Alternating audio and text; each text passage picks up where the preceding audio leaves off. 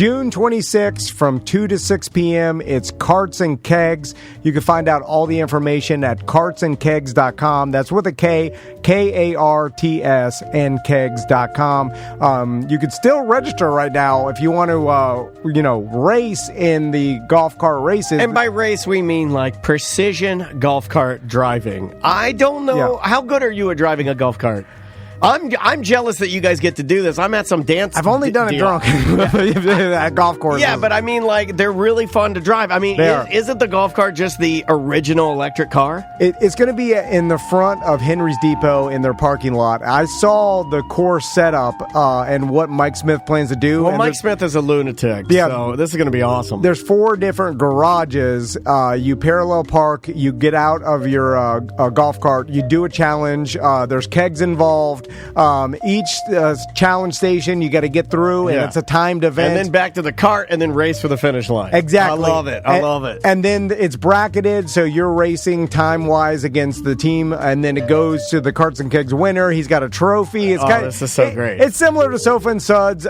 Just come out to Henry's Depot. It's free, or you can get VIP, and with the VIP ticket, you get 5 free drinks and a bunch of swag. I still don't understand the 5 free drinks. And then I'm seeing flavors like Sam Adams, Twisted Tea, Deep Eddy. I mean, these are sponsors, big sponsors with delicious drinks. At the Henry's Depot, if you've never been there, food hall crazy. I mean, there's something for everybody in that joint. The current seafood counter is great. The Basin Cocktail Bar, that's their bar at the end of Henry's Depot. Plus, there's a barbecue restaurant. There's a vegan restaurant. And stuff. It's just like if you go to Henry's Depot, you're like, wow, why have I never seen them? I took my wife there the other day, and she's like, this place is great. Yeah, just come and be a part of it, man. Yeah. And and me and Sam are going to be calling the races, and it's my favorite thing to do. People ask me, what are your favorite events? And selfishly, my favorite events are these little Sanford events where we get to get in there and be funny on the microphone and have a couple drinks in the Florida sunshine. If you've never been to an event like this, it's Carts and Kegs. That's with the K.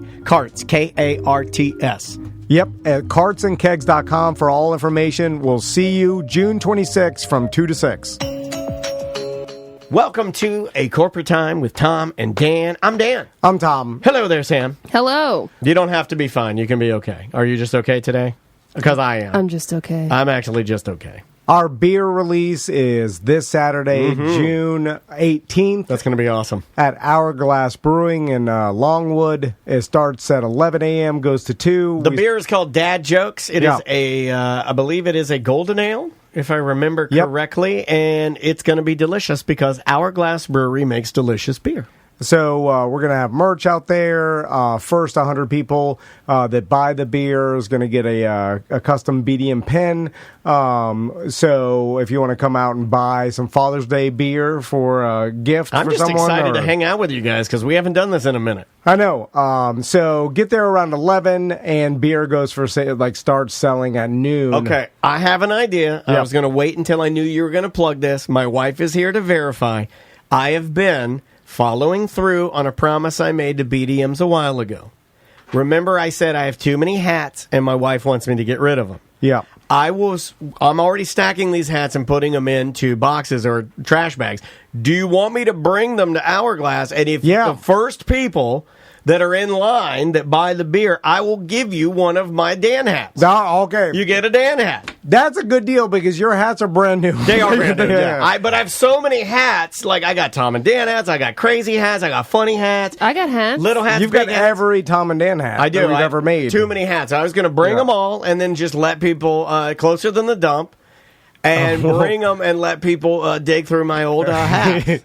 I mean, you say old, but they're not that old. And to your standards, old is brand new to me. Like some of them are just gifts, and I'm like, I'm not wearing this. It's a brand new hat. But you've probably worn it, 10 times. Not even. Maybe some of them I haven't even worn. But anyway, I'm going to bring some Dan hats. So if you're in that line, I'll have a plethora of hats while supplies last. Yeah. So let's do some emails. Okay. Oh, and then the next what's happening? The following week on June 26th, we got Carts and Kegs. That's going to be around Henry's Depot in Sanford. And so it starts at 2, come down, it's a free event, and drink some beers and watch some golf cart. I say racing, but it's more of an obstacle course. It's like a skills challenge. Skills challenge. Yeah. A little bit of speed, a little bit of finesse. Me and Sam will be out there emceeing the event. So. Yeah, you going to wear a blazer like Kyle Eagle? Or you should wear no shirt, blazer, tiny shorts. Okay, yeah. I have my old Pop-Pop's blazer that's that powdered blue one. Cut the sleeves off of it. Yeah. We've been doing that a lot lately. Cut the sleeves off of it and be Hulk Hogan.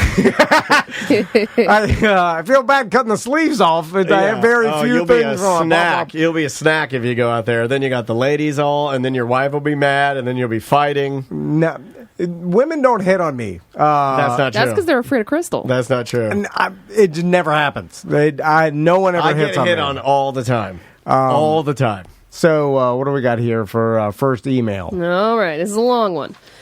Hey now. Recently, Tom made a joke that there were no female robots like him. Well, I am in fact the female robot version of Tom. I have a freakish amount in common with Tom, so much so that I almost feel like I am in therapy and learning things about myself as Tom talks out stuff on the show. Whoa. Whenever Tom is explaining his thought process through whatever ridiculous thing happened lately, I constantly think I would do that too, or that is how I would think. Then Sam tells him you are an insane person, to which I should maybe self-reflect, but it makes me laugh every time. You have been saying that a lot lately. Yeah. You'll be like, you are insane. Well, I'm surrounded by insane people. And then I'm just like, see, I told you. I am the same age as Tom, married to the same person I've been with since I was 16, and we have 2 girls that are less than 2 years apart. I am awkward and I hate confrontation. Maybe not to the point I am listening to some old man spiel about something I'm sure I'm not going to buy just to make him feel like he did a good job, but definitely to the point of never confronting or even acknowledging a dodo dog lady whose pet is crapping on my sidewalk. I don't think I hate fun, but what I consider as fun almost always involves drinking. I'm bad at taking breaks or relaxing unless it's a vacation or a planned event, of which most of the time I am there by forced social or family obligations. I have no hobbies, really. I am always working at either my job or my husband's business or on chores or projects for our home. I completely lack observation skills. If I meet someone, I will immediately forget their name. If someone is talking about a coworker's new car, not only did I not notice a new car in the parking lot, but I also never noticed what that person drove to begin with. Oh my God, this is you, dude.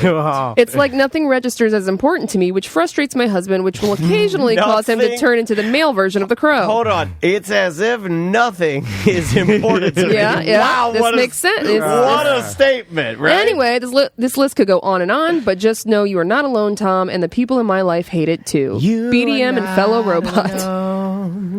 I am here with you. It doesn't give me any comfort. It just, I'm like, oh, well, you're our word too. Shouldn't we, robot's what he means. Shouldn't we get this lady in here and just do a little tit for tat? I mean, I don't know how interesting people find it. It's just a what weird. What do you think? My wife is here. I turned it on. Well, your wife is logical too. Yeah. I think that show would burn this place to the ground. Like, that's a black hole that opens because you guys would be like, oh, I do that too. Oh, I do that too. And then it would just... he's too stubborn to admit that he does something she does. Or Sam's brain would explode and burn this place. You probably wouldn't want to be here for that, right? Like, that would be a difficult watch. We all... Okay, follow me here. Follow me here. We constantly talk about how every person's different, right? Everybody is unique, and that's like a snowflake. Yes, like a snowflake. Yeah. But I feel that, of course, that's true because every single person has different experiences. I really don't think. Lately, I've been feeling not very unique. Like, I feel like you're a pretty average guy. You just do the same thing everybody else does. But not that good. But if you put everybody in little micro groups. I feel like concentration camp districts. Oh, districts is good. Yes. Jails of Daniel. Like, we're not that different from others in our micro group. Now, I'm different than this lady. Of course, we have different experiences, and there's little differences of our. Is this the Venn diagram thing? Are you trying not to say Venn diagram? But I'm in this lady's micro group, and everybody I see, and I imagine that is you're on the same area on the spectrum. spectrum. Spectrum. Like every organized, I bet you there's like what's that? Maria Fondue. Whatever. Kondo? Wow. Maria Fondue. So you made Maria Kondo, who is the organization lady. It's Marie, right? Or is it Maria? I thought it was Maria. Is it No, it's Marie Kondo. Oh, we both got it wrong. Marie, is it Kondo? Yes. Like the place you live? But spelled with a K. You know, I can't make fun of you then if I'm going to get it wrong.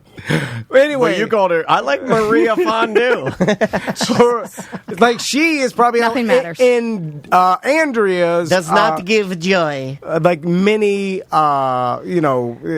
spectrum of people, whatever, that are like that in the fact that they're super organized and logical, but the organization aspect of Andrea probably puts her in a category of other organizers that have a okay, I see what you're saying. And then and Daniel sees it with an anxiety group. There's people constantly email Daniel. I'm exactly like you. And then nobody ever says they're like me. No, my sister's like you. My sister's just as paranoid. She thinks everybody's going to murder her. She is pretty paranoid. The number of times when we were putting furniture together that she pulled her gun out was like it was off the chart. Maybe the paranoid trait. Yeah, that could be a pretty common trait. She's leaving on a trip to North Carolina on Saturday, and then she has to stop in Atlanta, right? Yeah. And she asked me this question: is Atlanta safe? And then I'm like, what is that?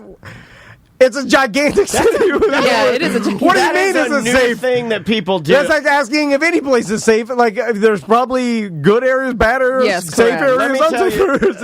Every place is Let me tell you something you may not want to hear, but I believe more people are like Samantha than even you or I, because on the number of Reddit boards or message boards or places that I see with travel. The people are constantly at Orlando. Can I stay the night there at a hotel? Is that safe? And I'm like, what do you mean? Is that safe? Every city's safe, right? I think it just depends on where good and bad parts. But I've never thought to ask anyone, is it safe? I would just assume that I would go to the city and drive around till I found a spot that looked safe. Yeah. You could tell. I'm not driving around. I don't ask people is this? I do my research for sure. I've never asked. If I'm booking an Airbnb, I look up the neighborhood. God, I've never done that. Do you do that? Yes, but I'm not. I don't feel paranoid. I just make sure that the surroundings are decent. I don't look at any of that. I'm more like you than I thought. You don't I was. do it. I do it. I know. I can't. Well, it's not that I don't do it. I can't do it. I don't have the capacity to. Mm-hmm. So, but there's probably. I mean, how many people find someone that's exactly like them?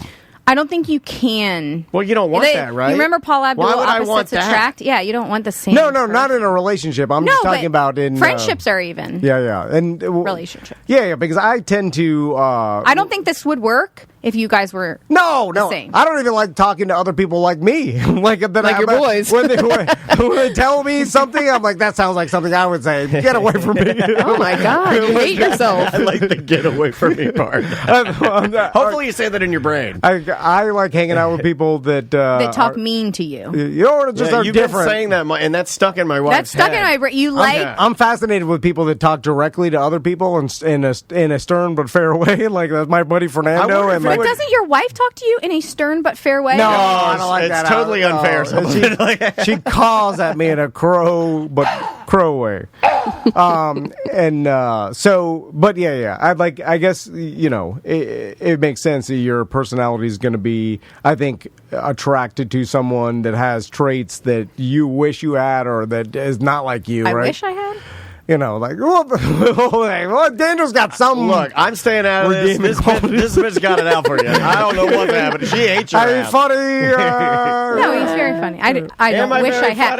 I don't wish I had his anxiety. No, but that's his disability. You have a little bit of anxiety rubbed now. off on me. Yeah, I have rubbed off on you. I rubbed off on you this morning or last night. It was last night. Jesus. Like his libido. I don't think anybody wishes that, right? It's a torturous. It's unstoppable. It's a torturous libido. It's actually what it's classified as. I'm on my iPad. I'm like, okay. Yeah, and I say rude things. I'm like last night, I tried to make it funny. I was like, you want to bump uglies? That was a new one. Oh. And I said, and I don't mean the white boy reggae band. Sometimes, I'll go to sleep first, and then I'll wait for Crystal to come to sleep. But I'm like, but you're fully awake. Yeah. You need it. Don't say it like that. Don't say that on the show. But I need it. You need no, I'm just saying, after a certain amount of time. me see more. No, after weeks and weeks. You know what? Dan Dennis promised I've never been longer than 3 days. Well, that's insane. Am I lying or dying? No, sure. Neither. I'm neithering. Oh, yeah. I talked to my buddies, and they are more like, they're like, no, my crow doesn't give it to me either. Like, it's only when on her terms. You got to make it funny. You got to use a little. I use a little Wayne line. I go, now jump up on this and do a full split. We're on corporate time. Yeah, I know. I just wanted to say that. Jesus. She comes to bed, and first she sneaks as if not to wake me up. Don't wake the horny giant. Yeah. And then it's like trying to steal the dragon's gold. And then my eyes are closed because I'm asleep. But I'm listening. I'm like, she's coming. No, you're not asleep. You're pretending to be asleep so you can get sex. I don't think you've ever said that. Call it what it is. Yeah, but I'm trying to gauge in my mind whether I have a chance or not. Well, you can tell if her heels are hitting the tile, you have a chance. If she's on her tippy toes, you have no chance. I can tell by her, first how drunk she is. I'm hoping she had that extra 2 cups of wine or whatever. 2 cups? It's glasses. Because if I'm going to get coffee mug, it's going to be if she wasted, right? She's not in her right mind. And then, that's called spring break. And I can also tell, like, how quietly she's trying to do things so she doesn't wake me up because that's like she doesn't want it, right? We have a squeaky door. Or maybe she's just being considerate and trying not to wake you up. She's not. Well, why don't you open your eyes? Because in the morning, if she gets to wake up early, turn on all the lights and you don't give a damn. Okay. Why don't you act awake? Because if you act asleep, she's going to... because then I don't want her to get mad. Because then she'll look over at me and she's like... I can tell you're awake. You don't have your arm brace on. What the hell and you're waiting for me. I'm with you. You're an insane person. You. Is that the quote? Yeah. You're an insane person. And then I'm like, I'm not doing nothing. I'm just This is no way to live for either one of you. She's like, oh, God, you're always hassling me for this. You're always hassling me for sex. Yeah. I was trying to sneak in to hide from you. It sounds like you live in a trailer. A trailer? That's what. Mom. I tried to sneak in. I take offense to that. Now, can you lay there with your eyes closed and then scare the living bejesus out of her, right? And sit up and yeah, you should do that. She's always scaring you. No, apparently just his existence scares her at all times at the house. Hold on, go back to you. Even though he stomp walks. So you're pretending to be asleep, and she's trying to sneak in to not wake you because if she wakes you, she knows you'll be horny. Is that where I'm at? She thinks that then I'll wake up and try to attack her. Attack her? You don't need to say it like that. Why don't you romance her? Yeah, why don't you say she calls it attack even if I lean over and gently rub her back. I'm attacked! No, she's like, I know, stop doing it. Because she knows what I want. Citizens arrest, attack! Yeah, because I never do that in just a... Well, maybe you should. Wait a minute, your wife doesn't make you... Impossible to do, because if I even started, she'd be like, I know what you want. I'm like, I know, I'm doing this. She's like, no, you're lying. Your wife doesn't make you... You're right, I am lying. I have to give a 1 hour back rub before any sex. Well, that's the general barter. That's fine. I hate general barter. Yeah, I've done the barter. I hate his guts. Plenty of times. Usually for if I have to drive to 7-Eleven and get her wine. That's the barter? Yeah. Hold on. She's like, I don't want to be anybody to see me doing this at 9:30 on a Tuesday. That is more of a street transaction if you're buying a crow wine for sex. That's a street transaction. Does she have to drink to have sex with you? That's what he just said. You're not listening? Every time?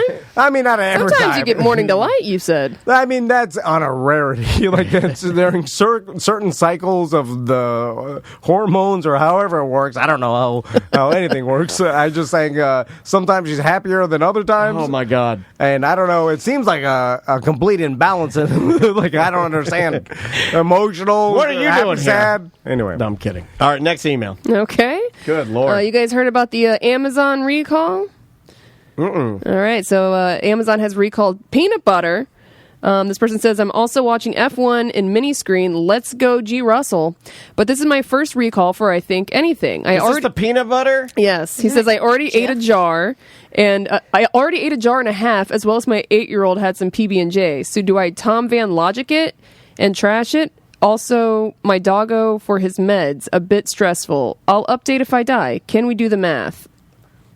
This sounds like a crazy person, too. You're going to be fine, but the thing to me is, it's not worth the psychological trauma or just the thought of throw it out when you're eating because now you would have gotten sick. Yeah, right? you would. The peanut butter's fine. Yeah, but why even bother with it? But are you going to eat it and not just constantly think about salmonella? You know what I'm saying? Yeah. Like it's going to taste worse. So, give yourself some grace and throw it out of your house. Well, for the $3, it's not worth even thinking about salmonella every time you eat a peanut butter sandwich from now on. Like even me who's totally logical will it depends on the price, but I'm not going to even if a jar of peanut butter. I mean, yeah, it's $3. If $3 means a lot to you, you can return it, and they will. That's true too. Yeah. It's a recall, right. Too much of a hassle. Yeah, you have to drive and then hand it to the customer service. Do I take my half-eaten jar of peanut butter to Kohl's? I get embarrassed of this makes me an insane person. I do get embarrassed of small returns.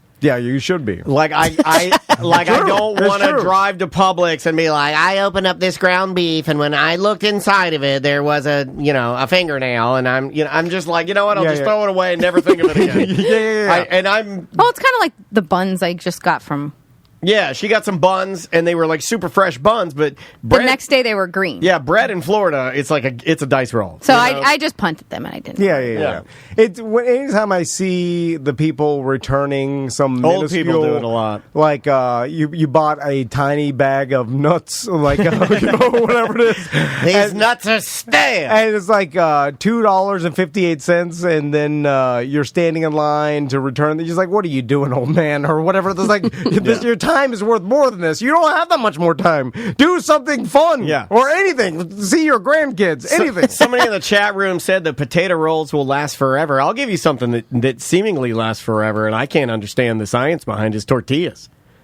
You buy some Mission tortillas, and you put them they will last in your cabinet, mold-free and flexible for 25 years. Did you know that you're supposed to refrigerate tortillas only certain ones, not all of them. The ones Mission tortillas, it says refrigerate after opening. Oh my God, I failed the mission. I didn't know. I feel like that would dry them out. I've never done it. They do stick together. And now Crystal, I don't want sticky tortillas. No. And it's never made a difference because they have lasted corn tortillas are the only ones you're supposed to refrigerate after we opening. never get corn tortillas. Yeah, we were so flour. if it's flour or wheat or we're whatever. We're flour tortilla family. Oh my God, I've been wasting you need to call her and yell I told at her. you it's not all of them. She's wrong. But you can crow at her now. But it says on the flour package, refrigerate. Did they just leave it on for all of them? They probably did. I'm going home to look. Well, I've never. It says it on some of mine. It depends which ones we get. I'm stuffing it in the cheese drawer, mad. I'm like, I've left these out forever, my whole life, and now you have to refrigerate. It's kind of like ketchup and mayonnaise and stuff people leave, like at restaurants. Right. It's just on the table, but yet at home.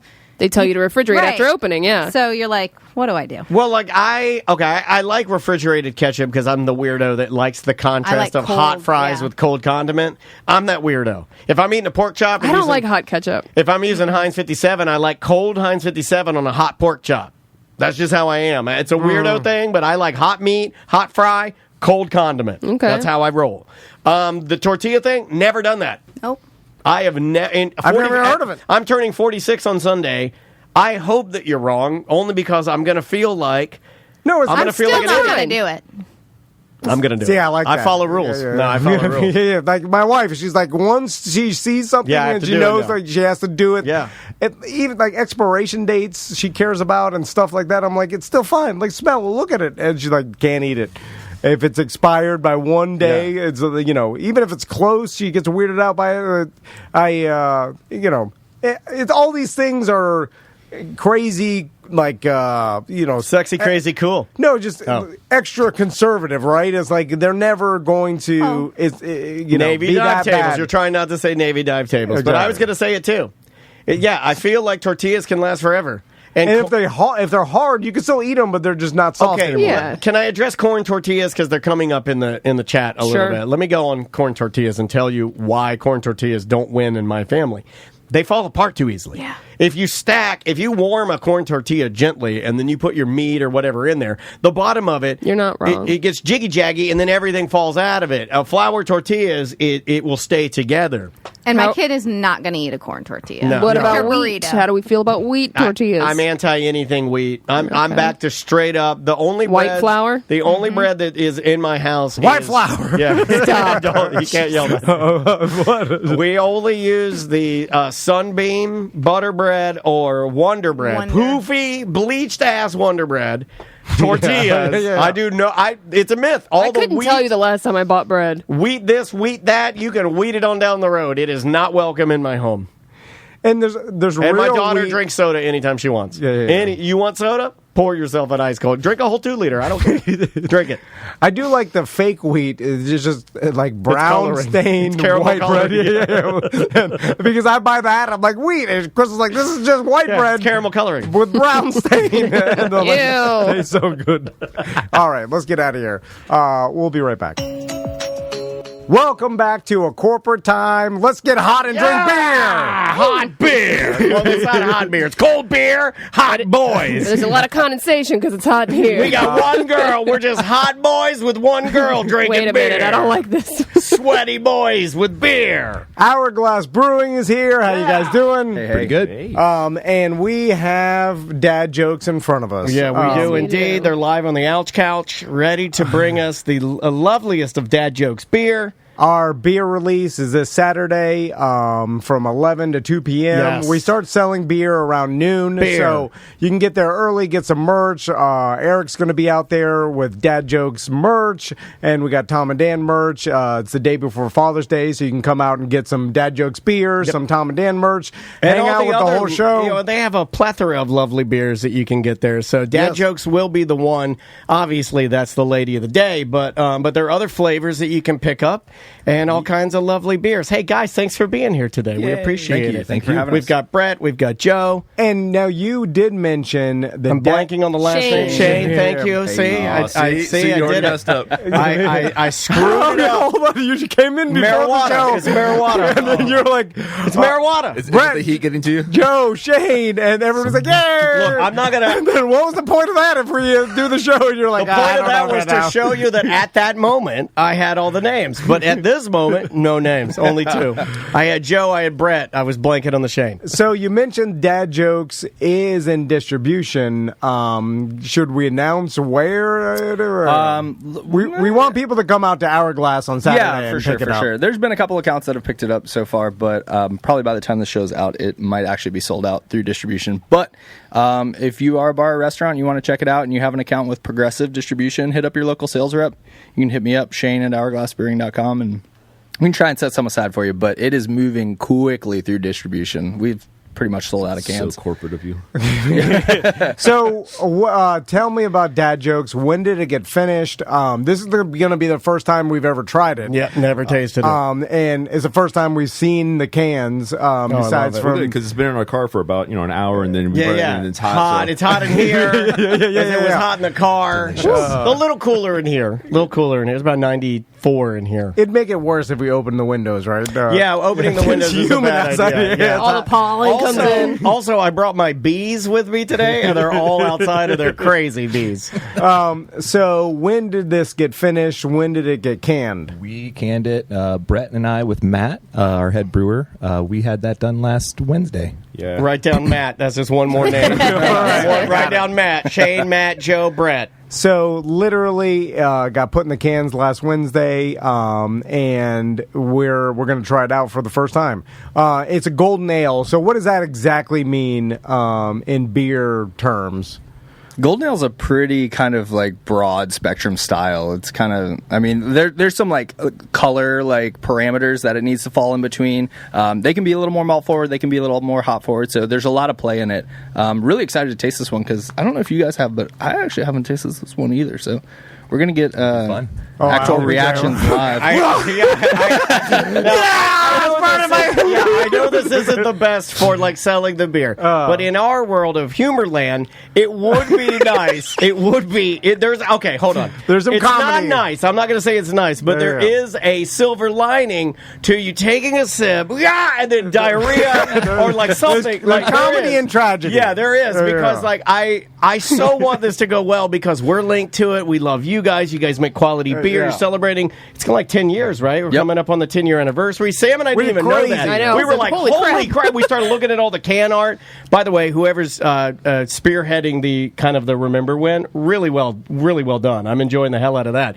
But there is something beautiful about, like, we taste it, then we all have to be like, don't look at the camera. Like, put the glass down. No, but it's not going to happen. So let's do it. Why? We can be bad at business, too. It's okay if that happens. Let's do it. Let's jump into the dad joke cans, right, that we have the vomit in? Yeah, the vomit bears. A little bit of pee-pee. You guys taste it first. That was the original. You know what? I've always had good luck with trying beers. I don't think I've ever had like somebody hand me a handcrafted beer. I'm serious. Yeah. That are my friends or the breweries around town. I've never been to a local brewery and had them hand me something and be like, oh my God, this is undrinkable. That's just not going to happen. Now, it's happened with big breweries where I've had a skunky beer that somebody handed me, some old beer that's like 9 years old. It's got dust all over it. Well, I'm guessing the head brewer does the deal where they open up the giant vat, and then they taste they taste a little bit. Like, there's some sort of No. Skip all that. Just package it. No idea. We're going to let them try it live on the air. Okay. Here we go. We got our beers. I'm going to grab some here. Let me show. All right, get the cans so we can show that this is Dad Jokes Golden Ale, Hourglass Brewery. Again, this Saturday, you come and grab some beers. Yep. Get the beers with us. All right. Yeah, the whole show will be you're out actually there. coming? I think Seth is coming. A lot of people are. Seth is coming. Yes. Yeah. I thought he had a class to teach in the morning. Well, he's coming after. All lies. He said he can't wait for people to. It's that Hourglass? True to Marky's famous. Yeah, he wants. That's all he does it for. Exactly. He wants everybody to genuflect and tell him how great he is. It smells delicious. All right, you go ahead, buddy. Okay, here we go. Get in there. We hadn't told you guys either. I'm going to be doing some live entertainment. I'm going to be skydiving down to the brewery and then jumping a couple tanks on a one wheel. I know you're making fun of me, sir. That's delicious. That is really good. That's good for everybody. I can say that. For any of you it's guys, refreshing. It's a refreshing. It's just a damn fine beer. It's because it's like 95 degrees in here. That's why it's refreshing. That's also true. That's also true. Never you should turn the air off at the brewery on Saturday. It'll go great. Just like the studio. Yeah. American Air is coming today. The most embarrassing part about this is that our air is fine. We just didn't pay our power bill. I've been running all of this off a Generac. We have a Generac out back, the one they use for like hurricanes and stuff. This is delicious. It is delicious. It's good. Super crisp, light, little malt character on it. But come try it for yourself on Saturday. I feel like people that enjoy beer are going to like this. You know what I'm saying? found? That's why we kind of settled on Golden Ale because if you do an IPA, not everybody loves IPAs, and the people that do love them, but sometimes it's too much for other people. My flavor, what I like has changed. Like the little bit of maltiness on this, and the fact that it's just so easy. Yep. Is good, but when I was a younger and earlier craft beerman, I did not like any maltiness at all. I wanted hop juice. I honestly thought that you picked a golden ale because it was a pee joke. No, we didn't. I think we're not animals. I like that we carry that reputation. We thought you guys picked this because you're obsessed with urine. We thought everything you did was a joke. Yeah. With your lives. Air T&D. We thought everything you guys. I mean, you have no air conditioning in your studio. I'm roasting alive here. Your whole life is a joke. Now we did talk about. That's damn good. The first 100 people there that buy Dad Jokes is going to get BDM pen that we had custom made. Yep. And we talked about, like, we've done it in the past where we limited the amount you could buy so that no one, leaves empty-handed. No, I like it where you can buy as much as you want and you can show it to people that don't get it. And you're I like a free-for-all. Selling it outside the door. You're like, yeah. I say no limit, and we'll just put it out to be cool. Like, don't buy 24 packs, or 20. only 23. That's okay. Just 20. buy some fine. for if you're going to get some for gifts, that's fine. But if you're buying 100 4-packs, leave some for the people behind you. See, I think I take a different. I think I say buy what you want, buy it all. If one guy shows you pull up in a Lamborghini and Be the StubHub. and you're like, give me all the beer. I don't think Hourglass is going to be like, whoa. But I own all this, but I have to get a trailer for it to pick up. But Hourglass made enough where I think we're good, and I think everybody will be able to pick some up. And they have a lot of other lovely beers. Like, what is this one here? Not to go tour around the world, but what is this beer right here? That's a peach pomegranate sour aesthetics. It's one of our offerings also in distribution. Peach pomegranate sour. Yeah, man. It's fantastic. Well, can I try that one too? Yeah, no, we don't. Let's try that one. So Pop one open. Yeah, let's you know do what? it. Last time we had a meeting at Hourglass, we sat at Sour Glass, and let's talk You've about been wanting Sour to talk Glass about too, this, yeah. because it's a great. We're going to do some sort of private event there because it's a perfect location to to do a small get together. But when did you start Sour Glass? What's the concept?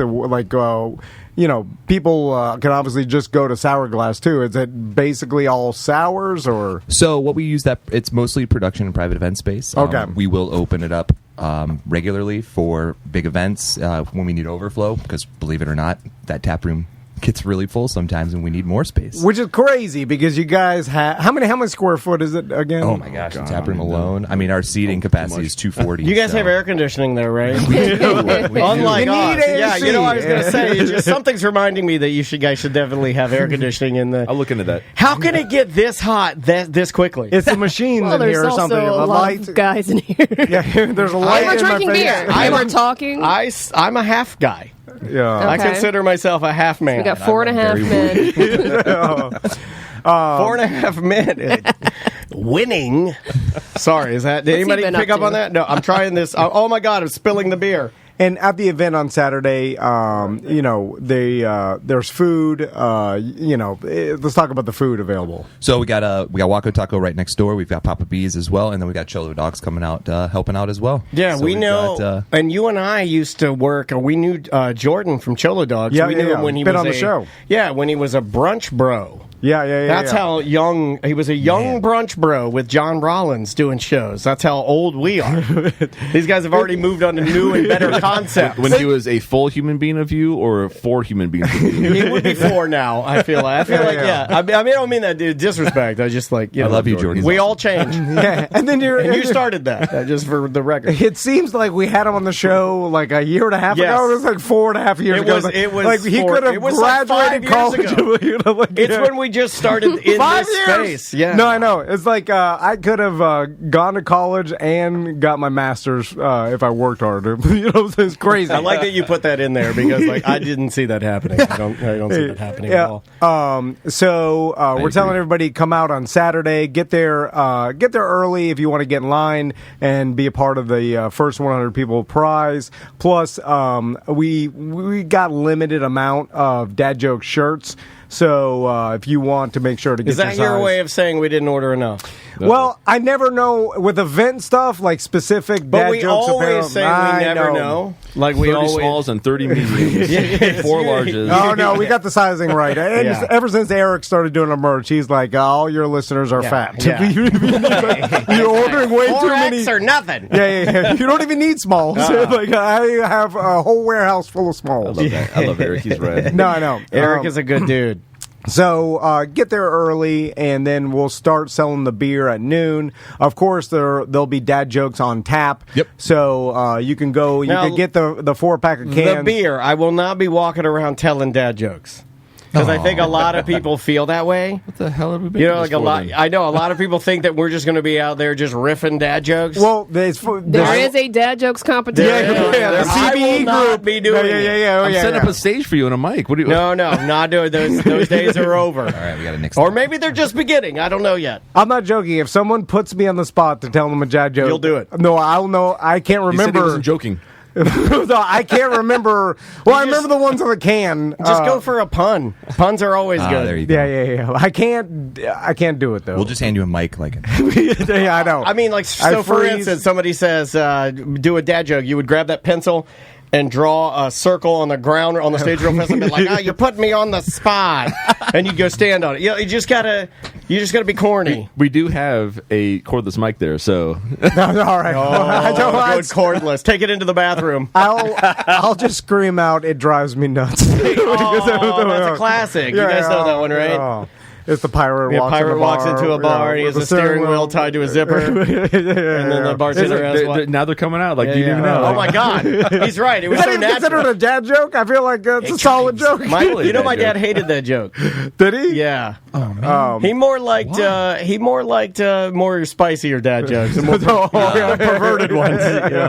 He's now a woman. Yeah. He very much liked that. He's a red snapper kind of guy. Yeah, he is a red snapper. Which was an idea. That was an option, yeah. For a red ale. I said that should be the one. I instantly regretted putting in an email, by the way. Yeah. Did you really? You put that in? I didn't know you put that in I thought there. we just talked about it. I didn't actually put that in writing. Yeah, I put it in writing. Yeah, you didn't need to say, I put it in writing. Which I think it was a little too far. I mean, especially because I believe you were emailing a lady. Yeah. It was about business. It was business. Yeah, I mean, some snapping business. That was my dad's favorite. He was like, me and the boys went fishing with your mother. She came home with a red snapper. Yeah. Oh, my God, Dad. Oh, my God. I didn't know what that meant for the longest time. I thought my mom was a really good angler. Tonight, right? I thought my mom was a great angler. And then I remember the night I found out what that meant. I'd gone to Down the Hatch and actually ordered red snapper. So think about that. Do the math in your brain about what I was eating and the whole nine. And just think about that's trauma. I actually A lot of dad jokes in there, though. I wrote down in the email, red snapper ale, question mark, as an option. And then after I know why he doesn't CC me on emails. After I hit send, I was like, shouldn't have sent that. I was like, how is he still here? I was just like, what? Ask myself that every day. I know. It's ridiculous. Anyway, so we come out on this Saturday. Yep. And it's the Hourglass Brewing in Longwood, the Megaplex, I'm calling it. Yeah, definitely. Nice. And we're going to be selling Dad Jokes beer. And we'd love to have you guys out there. I'm excited about hanging out with everybody. I'm going to come a little school. early. I'm going to get there early and just hang. Yeah, I'm excited to. We haven't done an event or a hangout in a while, and I'm going to wear my beer hat and be ready to roll. And then the following Saturday, June 25th, you guys are part of a Dress Like a Dad pub crawl, but it's the Orlando location, the Hourglass District location. Oh, nice. That's Very good. That's the guy that we had a guy hit us up who said, hey, we'd love to be a part of, what you're doing with the Dad Jokes beer. I think the timing doesn't work out perfectly, but if there's any left, I'm sure those people will be running through the brewery and possibly can get their hands on some. Yep. So, and do you know any information that Dress Like a I think dad? You just dress up what you think a typical dad looks. That's a new thing that's on TikTok is like dress like a dad parties. Yeah. I'm assuming that's why you guys are doing the pub crawl. Yeah. And it's around Father's Day, so. I guess I dress just like dress a nerd like dad. this, right? Yeah, but I feel like we're the stereotype of dressing like a dad has always been the generation ahead of us, of right? Course, because and they were dressing like their dads did in the 50s, or you know what I'm saying? Like there's a gap, so we're all. I am how many dads like a dad. So, I am a dad. No, you're all dads. So, we're all dads. Yeah. Oh, my God. We're all dads? So, but we're not dressed like stereotypical dads, but now we are because we're dressed like we used to in high school. You guys don't look like dads. Like, if I saw you, I'd be like, these aren't dads. Yeah, but these are the dads of 2022. Yes, because we're dressing dads like... of America. Whoa. Our dads dress like they did in high school, and we're dressing like we did in high school, basically, or frozen in time in our 20s or whatever the hell. Yeah. You know what I'm saying? And Anna and Elsa. So we're now like a 3X then if I'm just like my dad. So so our kids are going to be making fun of flat brim hats and chubbies. And, I have a curved brim. You know, like the beards and and flat brims. People are already starting to make fun of beards. They're on the way out. Yeah, beards are on the way out. Okay. Yeah, I feel it. And I love my beard. Fashion. I don't want to get rid of my beard, and I feel it. I feel the shift. It's like in the 70s when they were coming for your mustaches. All these baseball players were scared, and they were coming. Grim Reaper was coming for your mustache, and you knew it was coming. Yeah. And eventually, the pendulum, you can't fight that pendulum of style, and it just swings through, and you have to assimilate, right? You have to change. It's because mustaches are coming back in. So they're kicking the beards out. Yeah, they are. You're kind of right, and you got a good stash, so you could do it. You could do it. You could do it. I can't grow one. I'm not a real man. I'm a little boy. All of us here can do stashes. You're the only one. Yo, you can do a stash. You've done a stash. No, it's real bad. It is bad. You know it is. Don't try and lie. I cannot wispy. tell It's long. Yeah, it's like it doesn't fill out. The thing about his blonde, it's creepy. It's not even blonde. It's like see-through, like it's like a strawberry it's a blonde. stash. Yes, it is. It's like the skinny daddy long neck white trash hillbilly. Yeah, it's gross. Yeah. It's Rob Dyrdek. It's really it's Max Fried. It's Max Fried thin for my baseball boys out there. Yeah. You got the thin Max Fried mustache. It looks like you're asking a girl out to a dance. And it used to be where I was like, well, I'll show them. No one, I still got ID'd at Before Publix. the pandemic, you grew it out. Right before the world shut down, you grew a full fat beard. that was way before. But I used to think, well, now I don't have a beard. I still get carded at Publix and stuff. So I keep my youth. But now the sun and whatever else. They stopped guarding me. Now nature. They see the gray sideburns. Yeah. They're like, you're good. I want to plug this. I want to plug this other beer I'm drinking real fast. Yeah. What is this? It's called Aesthetics. That's amazing, Sam. You got to try that. Right. I think I'm a sours boy now. I've been dipping into the sours too. Yeah. I mean, talk about refreshing. They give you an extra little juice in your fillings. Yeah. Oh yeah. And they pump out a little more saliva. I like that. It's more refreshing. All right, guys. Thanks so much for coming in, and thanks for partnering with us with Dad Jokes. We really do appreciate it, y'all. I remember we had the meeting, a long time ago when he came up with this whole concept, and it's cool to finally see. That's what I get the most enjoyment out of is like we have a meeting about a concept, and then it's like a lot of work, and now we're sitting in front of us, and we're gonna have a big party on Saturday. Yeah, and we did so much work on the brewing side of things. I mean, hours. The work you guys put in was. I'm glad we didn't do the quintessential. We show up and we're like, we're doing something. Yeah, look at us. I'm dumping in wheat. It's just a photo op. Look at me. I got grain. I'm stirring a bucket. Yeah. I have no idea what equipment I'm using. Like you did nothing. Everybody, all the partnerships do that. I'm glad that we're just ripped the Band-Aid off. Like, look, they didn't touch it. That's how you know it's good. Danger Brain. Thanks to Danger Brain for doing the awesome artwork. Everybody knows what they're supposed to do here. You guys make the beer. They make it look good. We'll talk about it. That's the way it works. And our listeners will drink it or all hang out. Yeah, and everybody wins. I don't need to be stirring it. I'll just mess it up. Yeah. And we use the wipes to clean off the equipment because we're all sweating in it. Especially right now, it's real hot. So we'll see you on Saturday, and we'll have a good time. All right, we'll take a quick break. Can't tell me what to do. Oh no, we'll be gone. We're gone. Bye. Welcome to A Corporate Time with Tom and Dan. I'm Tom. I am Dan. Samantha, our producer's here. Hello, Sam. Hi. I like how brown you are. Yeah, I'm trying to get... Good Lord, you're brown. Trying to turn Florida football brown. Yeah, it's red brown. Remember, you got to keep... My fantasy football name is Pigskin Meemaw. You got to... Oh, you're on your way. Yeah. You're on your way. And, oh, man. You got to, though, and this is important, if you want to achieve...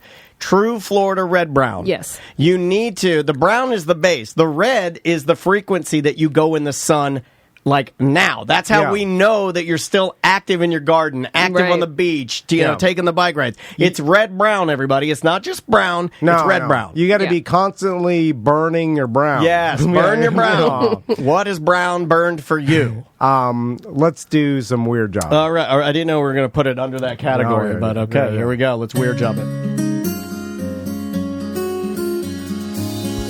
Tom wanted to do a bit. He called it Weird Job Wednesday. Dan really likes it. Tom says that's bullshit. It's another Weird Job Wednesday. Oh no, the air's out again. What are you doing? What is your job? Are you neat? Are you tidy? Or are you a fat slob? Do you make lots of money and you sit up in your tower looking down on all the people who are working by the hour? It's a Weird Job Wednesday. Just another Weird Job Wednesday. It's embarrassing to sit through this with a guest. I know. I think it's fine. It's just a look down. I can't look into his EC3 is here again, and I'm looking down at the ground. Yeah, I can't look into his eyes. I have to look around, and he's like, because I know he's like, which one of them was singing this horrible song? And I don't want him to know it's me. Why is it so long? And then I had some old man write me last night, some radio listener. He's like, I just found your podcast from ACT. I love the Springsteen Weird Job song. Springsteen? That's who you think it sounds like? Effing Springsteen? That's Are you funny. crazy? Weird Job brought to you by Streamline Florida. If you want to get a cash out refi or any mortgage. If you want to get a... Did I sound like that? I'm sorry. If you want to get the cash out refi. Now in California, for any California listeners out there, Streamline California. West is the best. The East is a beast. We have the most professional announcer I think we've ever talked to in studio. Young Professor's here. Young Professor. What's up, guys? How are you? I got to say, I did love that intro, that song. That was, and I could see it being a little Springsteen-esque. Okay, all right. A little Atlantic City, a little, like, so maybe late Springsteen, not Born to Run Springsteen. Okay, late Springsteen. all right. I'll take that. Tom, I'll have you know that this man is top banana. I know. We have, this is a big He's deal gone for me. full banana. Yeah, I'm super nervous even having this guy here. That's why I can't look at him because, I'll let you give a rundown of this gentleman's credentials. Well, you have more jobs than I've ever seen, Matt. It's busy. Yeah. So, but he is known as the Young Professor. Many of you that follow baseball might know who the Young Professor is. Yes. Or pro wressling. I Or heard pro you say wrestling. EC3. I work with EC3 too. Oh, with, don't with talk Control about Your it. Narrative. Yeah, don't talk about it. God forbid you talk. It's going to be bad for you. So, Matt, let's start from the beginning and how you even became known as a young professor. Well, I used to be both of those things. I used to be young and a professor, so that's kind of the short story. Which is, I'm reading your bio, which is crazy that you started being a professor at the age of 25. Oh, yeah. I mean, that was never on my bingo card, if I'm being honest. I remember even when I got done with high school, like, all right, I guess I'll go to college because that's what you have to do. But then I'm done with school. And then I went and did my master's. I was like, I'm totally done with school. And it's funny, like in May is when you wrap up, college and recently on Facebook, you get those memories. And I saw a memory recently, like right before I graduated, like, I can't wait. I'm so glad I'm done with school forever. And I'm still teaching school here all these years later. So Still now? Yeah, I'm a high school teacher now, which is actually a better gig than when I was a college professor. Is it? It could be scary, some would say. A little, but, I think that you see it, that risk is everywhere. So, true. It's all good. And I think it's good that people that want to do it, like obviously you're there because you want to do it. My mom was a lifelong educator. I have nothing but respect and love for everybody out there doing it because it's some would say the most important thing, the most important job for sure is teaching the future. So, Matt, Whitney Houston, how did you start your announcing career? Because I want to get into that because it's a job that, when done correctly, looks easy to people or seems easy. It's kind of like anything. It's like when people Tony Hawk is on the half pipe, you're like, well, that doesn't look that hard. He's so smooth. Well, it's like when you it's one of those things where if you mess it up, they remember it forever. But if you do a great job, they'll never notice it. Right. Yeah. And also, just to give a little bit of credentials here, you announce for the Savannah Bananas. I do. You announce for the Daytona Tortugas. Yep. Give me some of the wrestling organizations that you've announced for. So right now, the list is a little shorter, but I do work with EC3 with Control Your Narrative. Gotcha. I do his commentary in post-production. Gotcha. For that. I work with Ignite Wrestling down in South Florida. Yeah, I know Ignite. In Vero Beach. Yeah. I've worked with pretty much everyone across Central Florida at some point or another. And actually, this weekend coming up in Jacksonville, the River City Wrestling Convention in Jacksonville, this is the third year in a row I'm hosting that. So I'm hosting all the panels. I'm going to be there. Are you really? Yeah. All right. I'm going there for a free concert. So I'll be in town. Who's playing? Flip Turn. Oh, yes, you're right. You told at me the about Riverview area. Yeah. That's awesome. Maybe I'll check it out. Yeah. Small world, man. Look at that. So, what was your intro even into the minor leagues and becoming? I mean, like an announcer that does so many different teams and wrestling and everything. It's a weird story. When I actually had gotten let go from my teaching position, my professor job initially. I was teaching in Daytona, and they got rid of my program. So it got phased out, so I got phased out along with it. And I picked up another job in sales, which wasn't great, which left me with a need for some more money.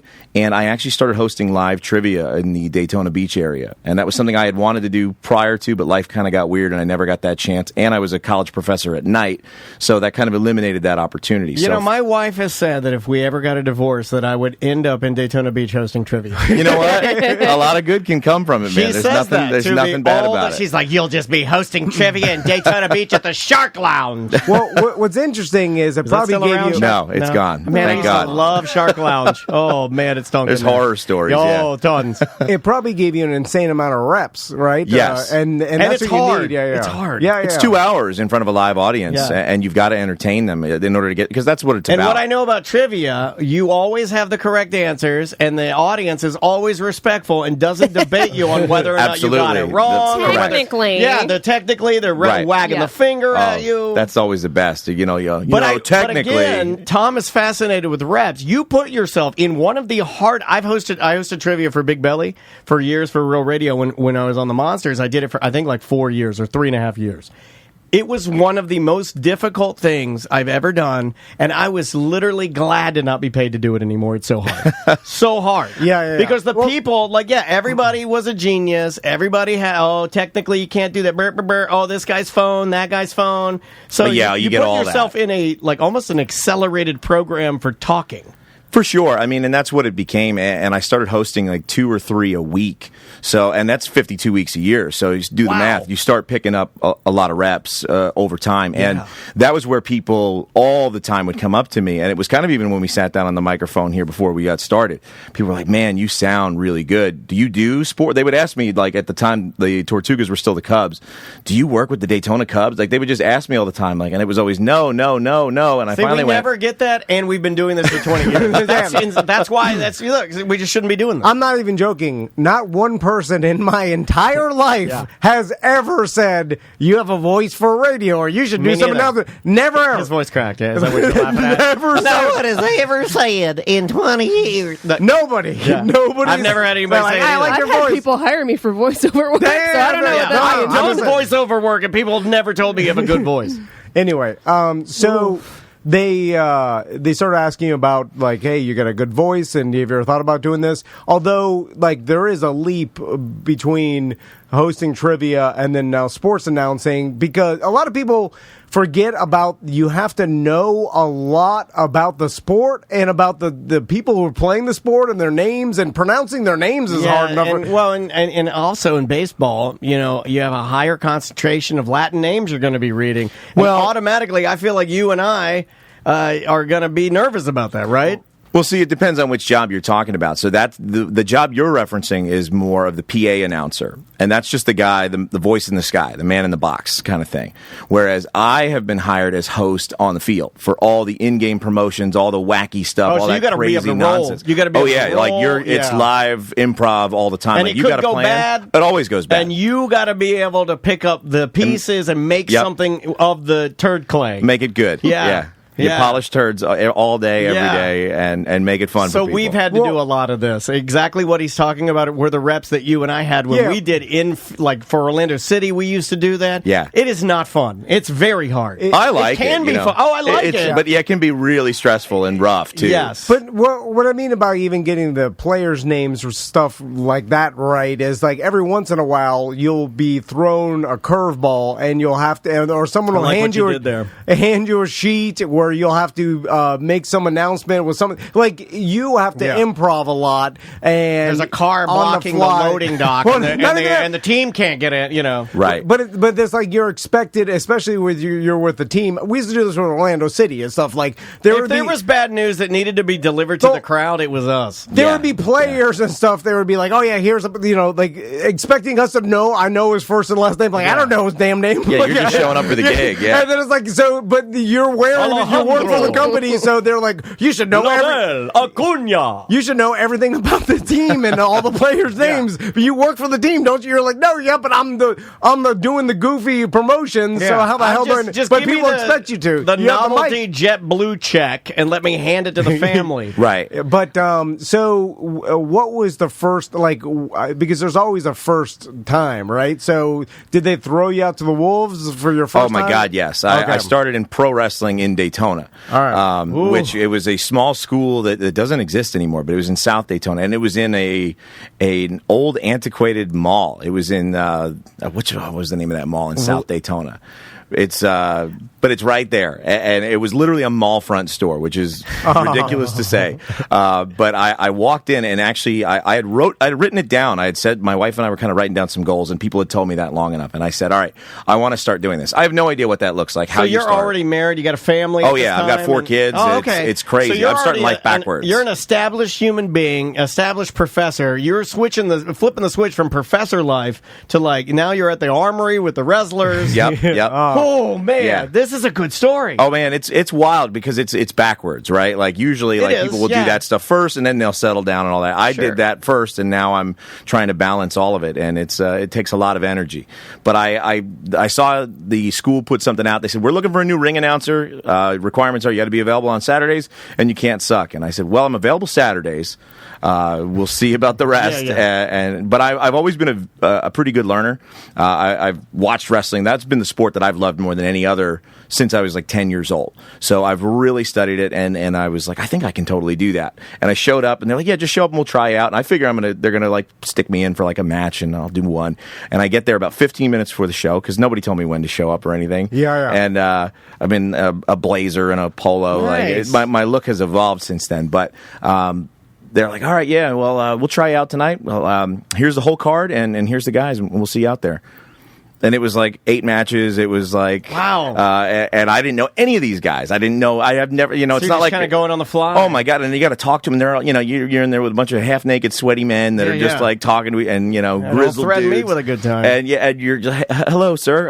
How do you pronounce your last name? Yeah. And what city are you from? And what's your nickname? I'm from parts unknown. Well, yeah, you get all it's hard to say. You get some wacky stuff, and then you just got to go out and make it good. And they handed me the microphone, and I went, and actually they paid me my first night, which I was not even expecting. And he said, "Can you keep coming back?" And so for 4.5 years, I keep coming back. Relatively reputable wrestling thing if they were paying everybody and everybody got out unscathed. Yeah, no kidding. Because I've been a part of it long enough to see the tangled web that is professional wrestling. It gets interesting. I've been to wrestling events before where we were asked to leave because the wrestlers found out they weren't being paid and they all left. Yep. So common. Why was it's very common. Yeah, why was the crowd still there? Right. Yeah, sorry, we're all leaving. So how do you go from wrestling to baseball, minor league baseball? So before baseball, it was arena football. Okay. And so I was working in Jacksonville. I got my professor job back, but at the Jacksonville campus of the college I worked for. Did you announce for the Sharks? I did. I became their on-field MC. And what's funny is... You work for Brett Bushey's brother. I'm going to have to hold Tom back because he was an Orlando Predator. Yeah, but Bushey's brother owned the Sharks. Yeah. Jeff, right? Jeff Bushey. Yeah. Jeff was there at the time. The bushiest of the bushes. Yes. I emailed them. Did he get banned from arena football too? No, I think he left on his own accord. So, I think they're like, get out of here. All right. But I sent them something. They were looking for interns. I wasn't interested in being an intern. I was like, I don't know if you guys need an announcer or something, but I do this. I had literally done one wrestling show. And but they were like, okay, yeah, well, we'll come in and you can come talk to us. I went, okay, great. So I set up a meeting and I went in there and like, do you have any video? I had somebody in the crowd like take video of me, my only wrestling show. And they're like, yeah, you sound pretty good. Well, here's all the dates for the games. We'd love to have you. You could be our on-field host. I went, okay, that's great. And I walked out of there and went, oh my God, I can't believe that worked. And I did hold 2 on, seasons. You saying arena football is flim-flammery? Because I was not aware. I thought it was super professional. I've thought everything I do is. Okay. And it's what's interesting is, and you guys have probably seen this in your travels, like nothing is as put together as it seems for the most part. Like it looks great to the outside world, but you get in and you're like, where? This isn't where I parked my car. This is. Yeah, you could literally do anything in arena football. I'm not joking. Sky's the limit. One time I met the commissioner and I was told. Jack Youngblood? Was it Jack Youngblood at the time? I was told that this is all for show. There is no commissioner. The guy with the mustache. Bushy told me. He's like, this is just guy was an actor. This is just an actor we hired, so people think this is legit. I mean, this is a long time ago, so I don't know if it's changed now, but it was ridiculous. It was just like, they're like, it's incredible that the games even happened. Like, that they even had enough players to play the games, and they actually, finished. I ask people now, no one knows what held it together. It seems some organizations are better than others. Some can help. Like Jacksonville, I thought pretty much had their stuff together for the most part. They certainly had all their pieces in play, but we had other teams, and I remember seeing they would just cancel games or there'd be no fans. At least in Jacksonville, the biggest crowd I had performed in front of there, we had 9,000 fans in the ice bar, which is wild. The audience space was so dedicated too. I feel like in Orlando and Jacksonville especially, and those are older, more, especially Jacksonville's an older, more heritage Florida city. Sure. Once those people have their eagle claws into something they really enjoy, and the product was fun. I'll never take anything away from the fact that if done really top end, I think I'd still be around right now. Yeah, I'm just making fun of it. We didn't buy everything. I get it, but it gave me a good solid base, and then I started doing some boxing and MMA too, because I just branched and just started reaching out to more promoters. And then Jim Jaworski, who's the general manager with the Daytona Tortugas, who I've known since around the time I moved here 12 years ago, he had gotten into his position and he reached out to me. He saw some of the stuff I was doing and said, we'd like to bring you into the Tortugas if that's something you're interested in. So that's how I got started in baseball. I was supposed to start in 2020, and that was the year we weren't even sure the team would make it past because minor league baseball was at that time restructuring everything. Yeah. We made it through, and they brought me in. I started in the 2021 season. So I've only really been in baseball. This is my second year, and but I managed to somehow get a spot with the Savannah Bananas. Is that because of the Tortugas? Partially. I mean, that gave me some, but they're not, they weren't looking for that. They're looking at contributors to the show to make it as maximum entertainment as possible. Because that's our goal all the way. I mean, the play on the field is great, but the fans are thrilled nonstop. That's kind of what we're going for. Yeah. And they like the idea, actually, of having a pro wrestling announcer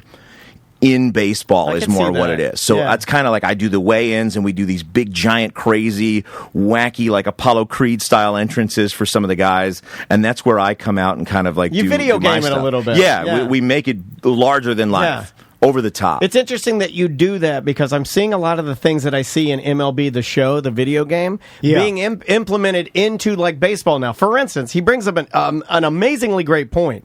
There is a lack of excitement when it comes to people being announced and stuff like that. Baseball's a pretty chill game, right? But if you add just little flourishes of announcing, they do it in the video game. So, for instance, if you have a batter coming up that maybe is a really good guy at the plate, he's known to put a home run out there now and again, they'll make it'll say boss battle, or they'll make it a big deal. And what you're seeing now in a lot of especially in minor league, because I feel like they can get away with more, you're seeing them add that stuff to it, and it just makes the product better. It really does, man. Well, there's obviously some sort of it's hot right now, minor league. There's a reason why Daniel all of a sudden started getting into it, and then Real Sports had the Savannah Bananas. And you're in that, right? Yeah, I mean, briefly. You see me dancing in Birmingham, Alabama on the back, but hey, me and Tony Soprano on HBO. That's awesome, man. bad. But and that's a huge promotion for not only the Savannah Bananas, but for minor league baseball and what minor league baseball is doing.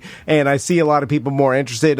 Since Daniel's been talking about it, we see a lot of BDMs are collecting minor league baseball hats, and they like the gimmicks. And you're right, there is a more the branding has shifted in minor league baseball. Everything is cool and fun and funky and weird, like the Rocket City Trash Pandas. You think that has a Kenny Powers effect to it? Because Kenny Powers really promoted that whole gimmick and it's fun, man. The arrogance and the kind of it's swag. People like it, because you can get into you either love somebody or hate somebody. But that's very pro wrestling, right? Either way, and that's what Conor McGregor does well in UFC. Love him or hate him, you're tuning in to watch him because you either want to see him win or you want to see him get knocked out. It's the same kind of thing. And now, at least some of the minor league is doing it, but minor league baseball is still tethered to Major League Baseball, so they still have some restraints and handcuffs. The Bananas are completely independent.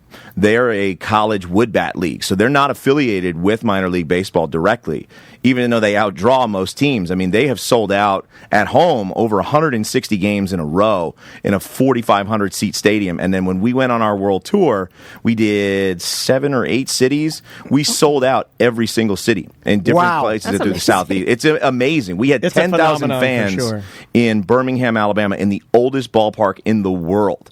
10,000 people showed up there to watch that show. And it's just a traveling party, but with really good levels of play and entertainment. Well, and it's attracting a lot of interesting things. So, when we were in West Palm Beach, Johnny Bench, who's considered if not the greatest catchers of all time, he was there and he caught the first banana, because we don't throw a first pitch, we throw a first banana. And he also coached first base, and so he coached first base during an inning. And as soon as he got on, the guy cranks a home run over the wall. I mean, you can't script that. I mean, we didn't script it, but you couldn't script that any better if you tried. Yeah. And almost impossible to even fake that too. With you know what I'm saying? Too many variables. Exactly. Correct. That's the comparison we get. So we get a lot of the Harlem Globetrotters thing. Yeah. And spoiler alert, in case you haven't been paying attention to the Globetrotters for the last almost 100 years, they always win. The Bananas play the party animals when we do the Banana Ball exhibition games. Everything is scripted except for the play itself. So the party animals do win. Bananas can lose. Oh yeah, they lost. We lost. The Bananas lost 4 or 5 throughout the series. How do you feel about the party animals? I love those guys. Yeah. They've got tuxedo jerseys that are sleeveless. That's very Kenny Powers. Have you seen that? It's more your speed than mine. I'm more of a banana. I think you're more of a party animal. So, Matt, let's talk about the art and the profession of a professional announcer. Because I want to know his daily workflow. What do you got to prepare for? That's a lot of knowledge you got to cram in the brain, right? It depends. It depends on the role. Because, again, I play a couple different roles, right? So if it's ring announcer, I need to kind of know the names and when and where. If I'm doing commentary, well, then I got to be able to call moves and call stuff and really have some background knowledge and have a lot more information. If it's baseball, I really need to know the bits of what we're doing and kind of what the purpose is, what we're trying to do, and kind of what our button is, what our moment where we really have the fans really react to something crazy that happens, and just kind of knowing where those are and then just going out and executing them. But I have to get in a good headspace, which is tough because I got 4 kids and I work during the day, a lot of it. So I teach school, so it's busy man. It's very busy. Well, not a lot of sleep. That's what I wanted to talk about because usually, and me and Daniel have done a lot of this, and the reason why I even talked about the arena football thing is because I've done probably 25 halftime shows for arena football back in the day. Probably radio more, days, but we'll go with 25. 25, 30, 50, who knows? But and I was doing more goofus stuff. But I remember even when Tiffany was doing the on-field announcements, you have to go out there and read, there's sponsors involved. Yeah, there's money at stake. Right. And if people paid for those spots. If you're doing some sort of on-field promotion, you are in control of the crowd at that point, and they are all looking at you. You could have 10,000 people looking at you, and you're in charge of entertaining them. And it's interesting that, like, a lot of the times they give announcer jobs to, like, local DJs or, like, interns at radio. Yeah. Tiffany was an intern at a radio station, and she was the announcer for the Orlando Predators for a season.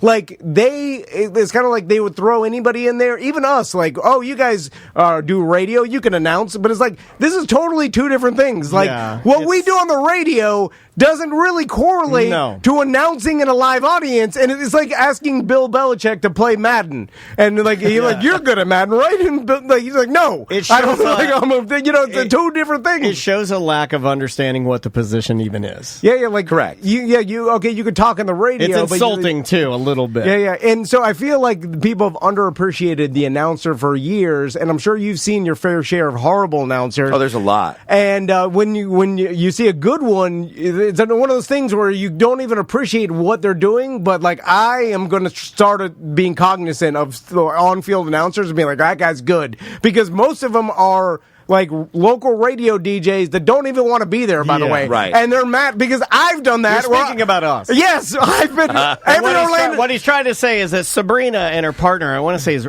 Ricky now, like the two, they do Orlando City. Right. But I probably got his name wrong. They don't want to be there. No, but they're better than we were, I'll tell you that. Yeah, I watched them, I'm like, wow, they're good. Listen, they got the goods. They're better than us. They don't want to be there. I'm not going to speak for them, but I will. They don't want to be there. Because I didn't want to be there. Me and Daniel were like, oh, God, every morning. We were like, hard, this again, and then we have to go read the things, and it was like nerve-wracking because first, like, they don't pay you anything. Second, if you mess up, you're embarrassing yourself in front of thousands of people. And we did. We messed up a lot. Yeah. And we'd have people yell at us from the crowd. They're like, you're an idiot! You know, like when we get things wrong. The information's never ready. It's never right. No one's ever giving you nobody gives you all the tools that you need. Like, they set you up for failure. Oh, yeah. How many times have you gone out there and you're like, oh, your in-ears, so your reverb of the stadium, they don't work, so you're going to have to just... most of the time, I don't even have an in-ear. In fact, I don't know if I've ever had an in-ear. Oh, really? Oh, my God. Because I'll give you mine. Yeah. Let's talk about that, too, Matt, because in certain stadiums, there's such an echo. It's terrible sometimes, where your voice is bouncing back at you, and you're behind, and I just have to slow down so I can process my actual words as opposed to the ones I'm hearing. It makes you feel like your brain is failing you. Like it's mush. Yeah, for sure. There is literally a phone app that if you can get where it stops you from talking, because all it does is give you an echo of your own voice in like a 1 second increment. Yeah. Like if a you 1 use second headphones, it'll drive you mad. Like, try talking through it, because that's what announcers mostly do. Yes. And for the normal person trying to have a conversation or whatever, it'll literally stop your brain. It's impossible. When the first time we did the Orlando City matches, I was hearing my echo, and if it wasn't for Daniel, I would have froze. My brain would stop, because when you start talking and all of a sudden you hear yourself a second delay later, loud, it's not like you hear a tiny bit. You hear it loud back to yourself. It throws you off. And then you're trying to remember a script off the top of your head that changes minutely every time. You know, it's like people are not realizing what announcers going through, and I'm sure you have seen this, and like, are you mad that people don't appreciate it more? No, because it's one of those things that nobody thinks about. It's an interesting niche. It's an interesting role. That's why I think it's fitting for a weird job, on a Wednesday. It's wacky, and nobody. It's one of those things that you mentioned earlier. I've heard this before. A good announcer doesn't make a show, but a bad announcer can break a show. So it's one of those things where, like, if you're good, that just means the whole operation is moving smoothly, which is kind of what your whole goal. I think of myself, when people hire me to host an event, I look at myself as a guiding hand. My job is to move all the pieces. Everything behind the curtain stays behind the curtain. There's nothing to see here. Everything is good and well. Everything on stage right now, whatever that stage is, whether it's a ball field or a charity event, everything is perfect. And meanwhile, things are on fire in the back, but nobody needs to know that. And as long as everybody walks away going, man, that was great. I had such a good time, and that was so flawless. Boom, then we've done it. If we've controlled that perception, that means I'm good at my job, and we've moved things along. Do you find it odd that more organizations don't seek out more professional announcers? True announcers, not just. I don't know that there are many. It's like, so when I started doing this, it's not like there's a playbook. It's not like there's a rule book. I'm really big into professional development, and I don't have many places to go that are direct. I'm having to kind of piecemeal different things from different people to kind of like integrate into how I approach the things that I do. Creating your own job. I mean, like I saw something yesterday that doesn't bode well for announcers who are already hard to find, but it was an application or a company that they have kind of snatched up a lot of like sports or minor league and major league baseball's home announcers, and they've kind of corralled them into one area where if you happen to have like a high school or middle school or even just a rec league baseball team, you can purchase their services and they will record everything, like the announcing and everything for you, and then you're just going to go and hit buttons and it's all recorded. And I'm absolutely against that. I'm for sure absolutely against it because it kills the idea of the thing being live. It like sucks all the energy suck. out of it. It'll suck. And that's the thing. If people use it, they'll be like, "Oh, this sucks," because it's not I don't real. like it. Yeah, right. but I'm seeing things where they're trying to do that, and I just don't think it's going to work, man. And Matt, you are also like we touched on a little bit about like knowing timing and feeling the audience and stuff. Like that's like talk to any comedian or anybody who does a live show. He's diagnosing the crowd. Correct at all times. And you're planning, like, you know, when the crescendo of like everybody's supposed to applause or this is the bit and people are going to laugh, and like you're planning that right before you get out, and like that is done on the fly, and that's done through improv and crowd work and reps, and like it's like the huge organizations don't hire like super pro announcers to do these sort of things because amateur can't do it. Like, well, what does that look like on a resume? You know, like, oh, really good at I've got the it factor. What does that mean? Or like the situational awareness. I've got a good feel. Like that's how you would write that on a resume, and that speaks nothing to anyone who would read it. So how do you measure that? How do you hire for that? It's really hard to say. I mean, I think that's why you don't find that. You would think that they would see the importance in it after seeing that. Like, and I'm only going to speak for, you know, I'll go with your two. In wrestling and baseball, those are two areas where the announcer is extremely important. You know, like if you watch any professional wrestling, how many times I dare you to go to the Twitter account and see if they're commenting about the announcer. They are. Oh, for sure. In wrestling, 100%. Absolutely. Yeah. He's way more important. In baseball, guarantee, or they're talking about Chip Carey or whoever's talking. Right. Like, I happen to be a Braves fan. I'm watching that. I mean, they talk about it all the time. Don't go over to Apple TV and watch one of their games, especially if they have a female announcer now. You're seeing the world burn down. Like, the announcers are extremely important in those two sports. So Matt, you would think they'd see the value in it, is my point. Like, why wouldn't more people get a Matt? It is weird, especially for the people that watch the games or are there all the time and like would recognize like, oh, Matt, the young professor's great, and when we have anybody else, it's just not like this guy is valuable. That's what I've started learning, and sometimes I feel like my absence does more favors for me than my presence does. Because I mean I'm very fortunate now at this point where I've built enough of a following and I've built enough connections where I've got stuff booked out the rest of this year and well into next year. Nice. And so, like, I can't do all the games all the time at any promotion that I work for, really. I mean, because it's like, hey, look, I'm looking to make this at some point, if I can.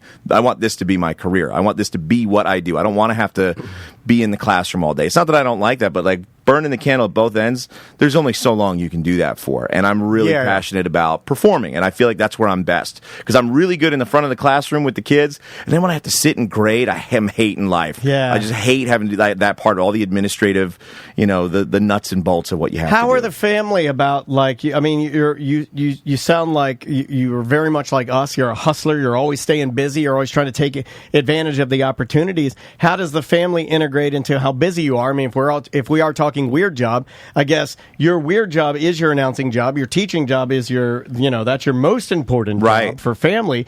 How do they? I mean, like, that's a lot of give and take for dad, right? It is, and it's hard for them, and they, I'm very fortunate that my family is supportive, right? And my wife is, and sometimes it's tough on her because she's left sports. So well, sometimes, but sometimes she really likes it. So like last week, the Bananas kind of called me last minute, and they're like, "Why don't you come out and we're going to do 2 games?" And then this week, really the reason was because Jesse Cole, the owner, the man in the yellow tux, the guy who runs the whole show, he's not going to be there this Thursday, and he goes, "I want you to do it," and I went, "Are you kidding me? That's cool, like this is major." But like they brought us out, they got us a hotel, so it turned into a nice vacation. So like all of a sudden, the kids and the wife are like, Yeah, I guess you're all right. I guess it's okay. You get that sweet banana money, dog. Because it's now they're getting to reap some of the benefits of it. But it's been working in sweaty malls and little like hallway locker rooms before that.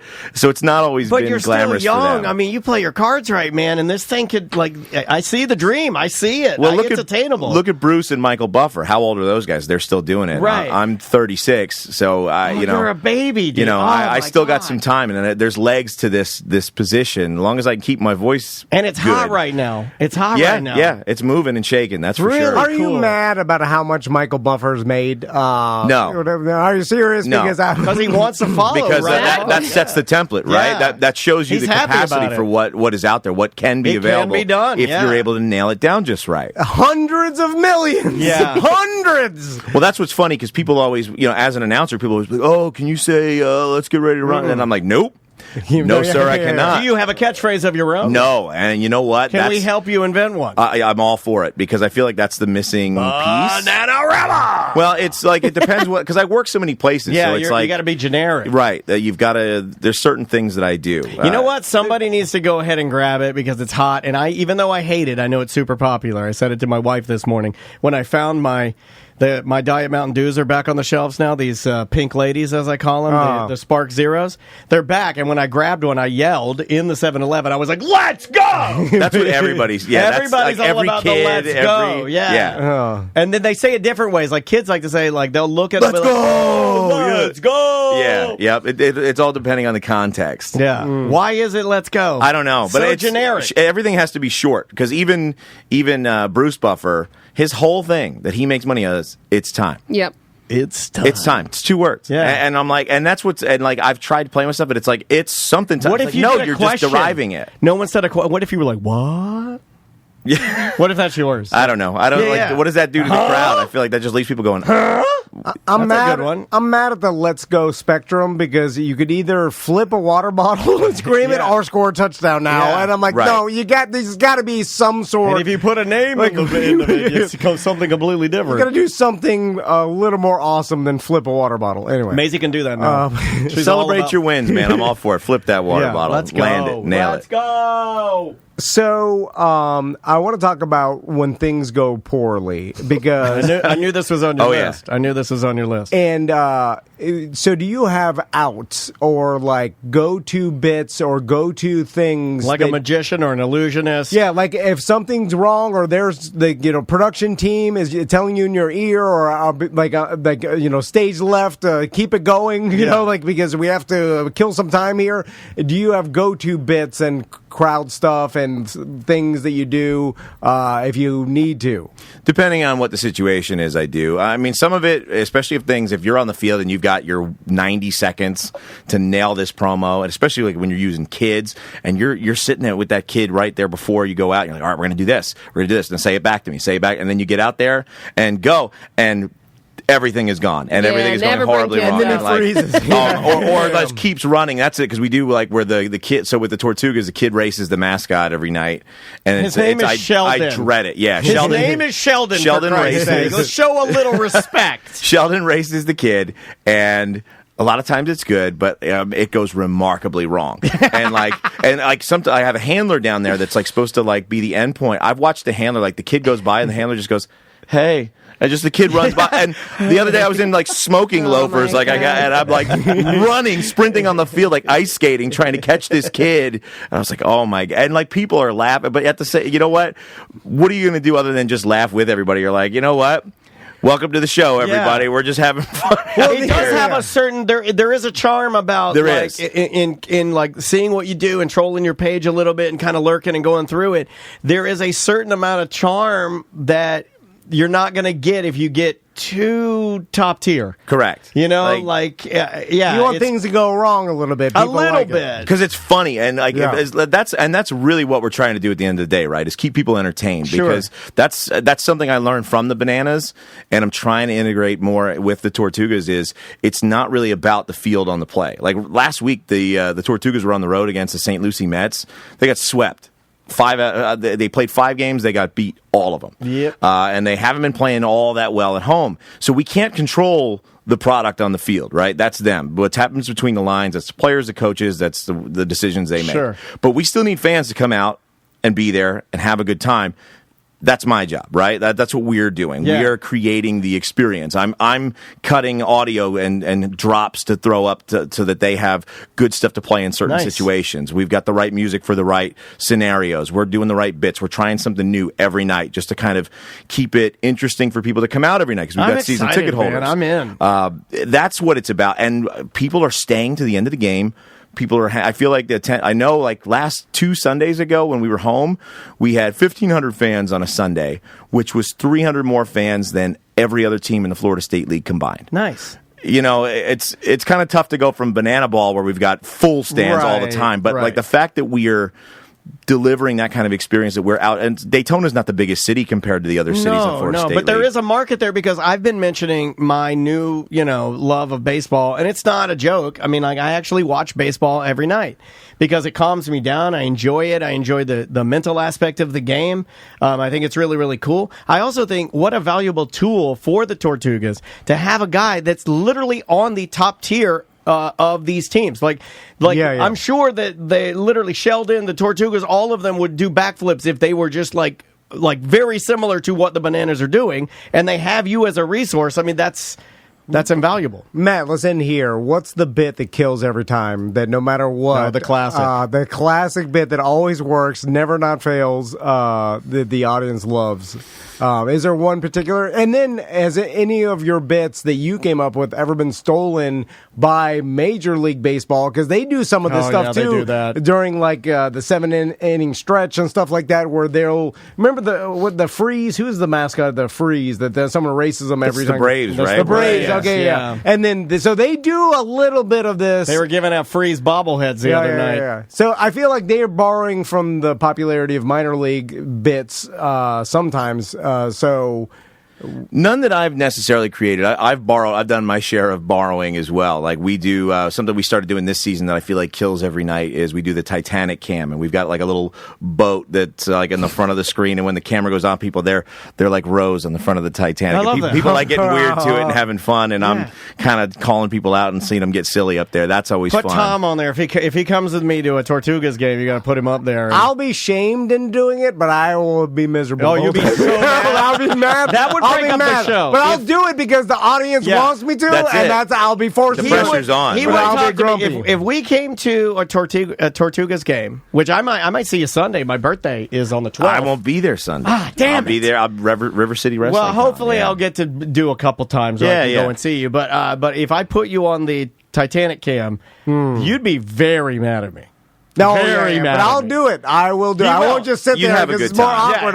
He would sell it, but after you got to wrap your arms around it. I'll put my hands out like a scarecrow and a mad face. Anyway, young professor, thanks so much for coming by. Thanks so much, man. I hope we get Dan, Sam, thank you guys. I hope we get a chance to do it again. And I know for a fact that other radio stations, if they heard this guy, they'd be like, "Oh my God, we need him as a DJ." No.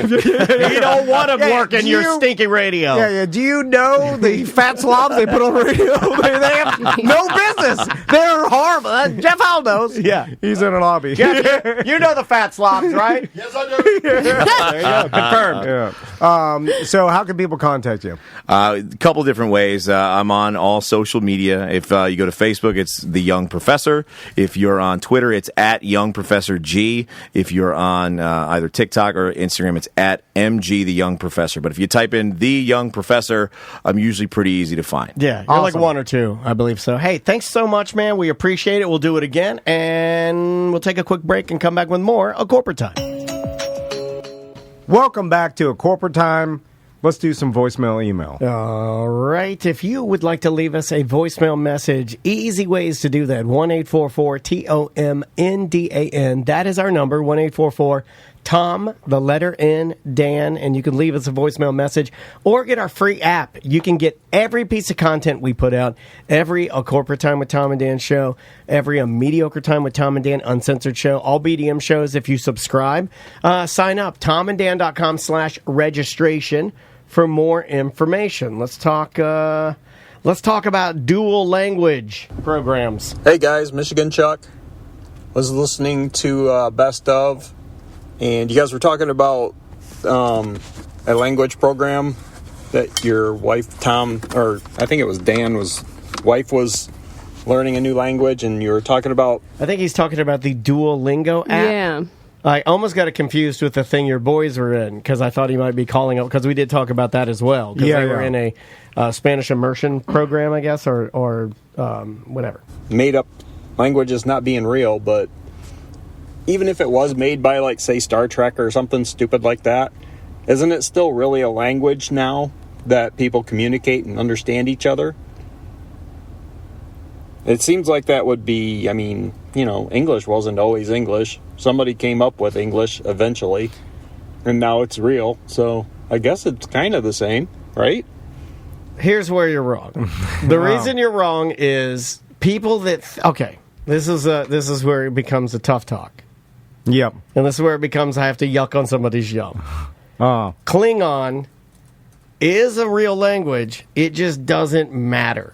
Yeah. By definition, it's a language. Yeah, sure. I'll give it that. Sure, you learned it. You glue on your little face pieces. But how many people really know Klingon? I mean, less than 1 million. Oh, less than 10,000? Yes, I would say less than 1,000. See if you can do... I think more than 1,000. I think more than 1,000. I think more than 1,000. Yeah, but can communicate to each other in Klingon. Less than 500. Yeah, they may. We can speak it and say. Yes, they may know 10 words. Let's get a couple of them. I don't know. All over the world, you think less than 500? I don't know. Yeah, I think less than. Can have a full conversation. Yeah, like I what think we're you guys are doing. Underestimating the nerd culture of Trekkies. I mean, because you got to be around it. You got to speak it every day. You got to practice it. They type it out on message boards. They literally only talk in Klingon. Well, then they can't do it. Then it's less than we think. Yeah, I bet you that's a software just like Google Translate that does that, right?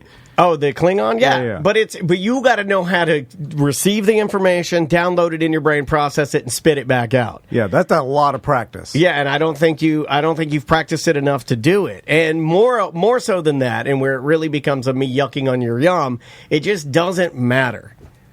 It's not a language that you need for business. It's not a language that you need to navigate life. If you got dropped off into a rainforest with a knife and you had to work your way out of the rainforest, Klingon, the language, is not going to come in handy. Reading roadside signs, I guess, cave hieroglyphics, none of that. Nowadays, purposeless. It's hard to even argue that learning any language beyond your own language matters as much as it used to based on technology, right?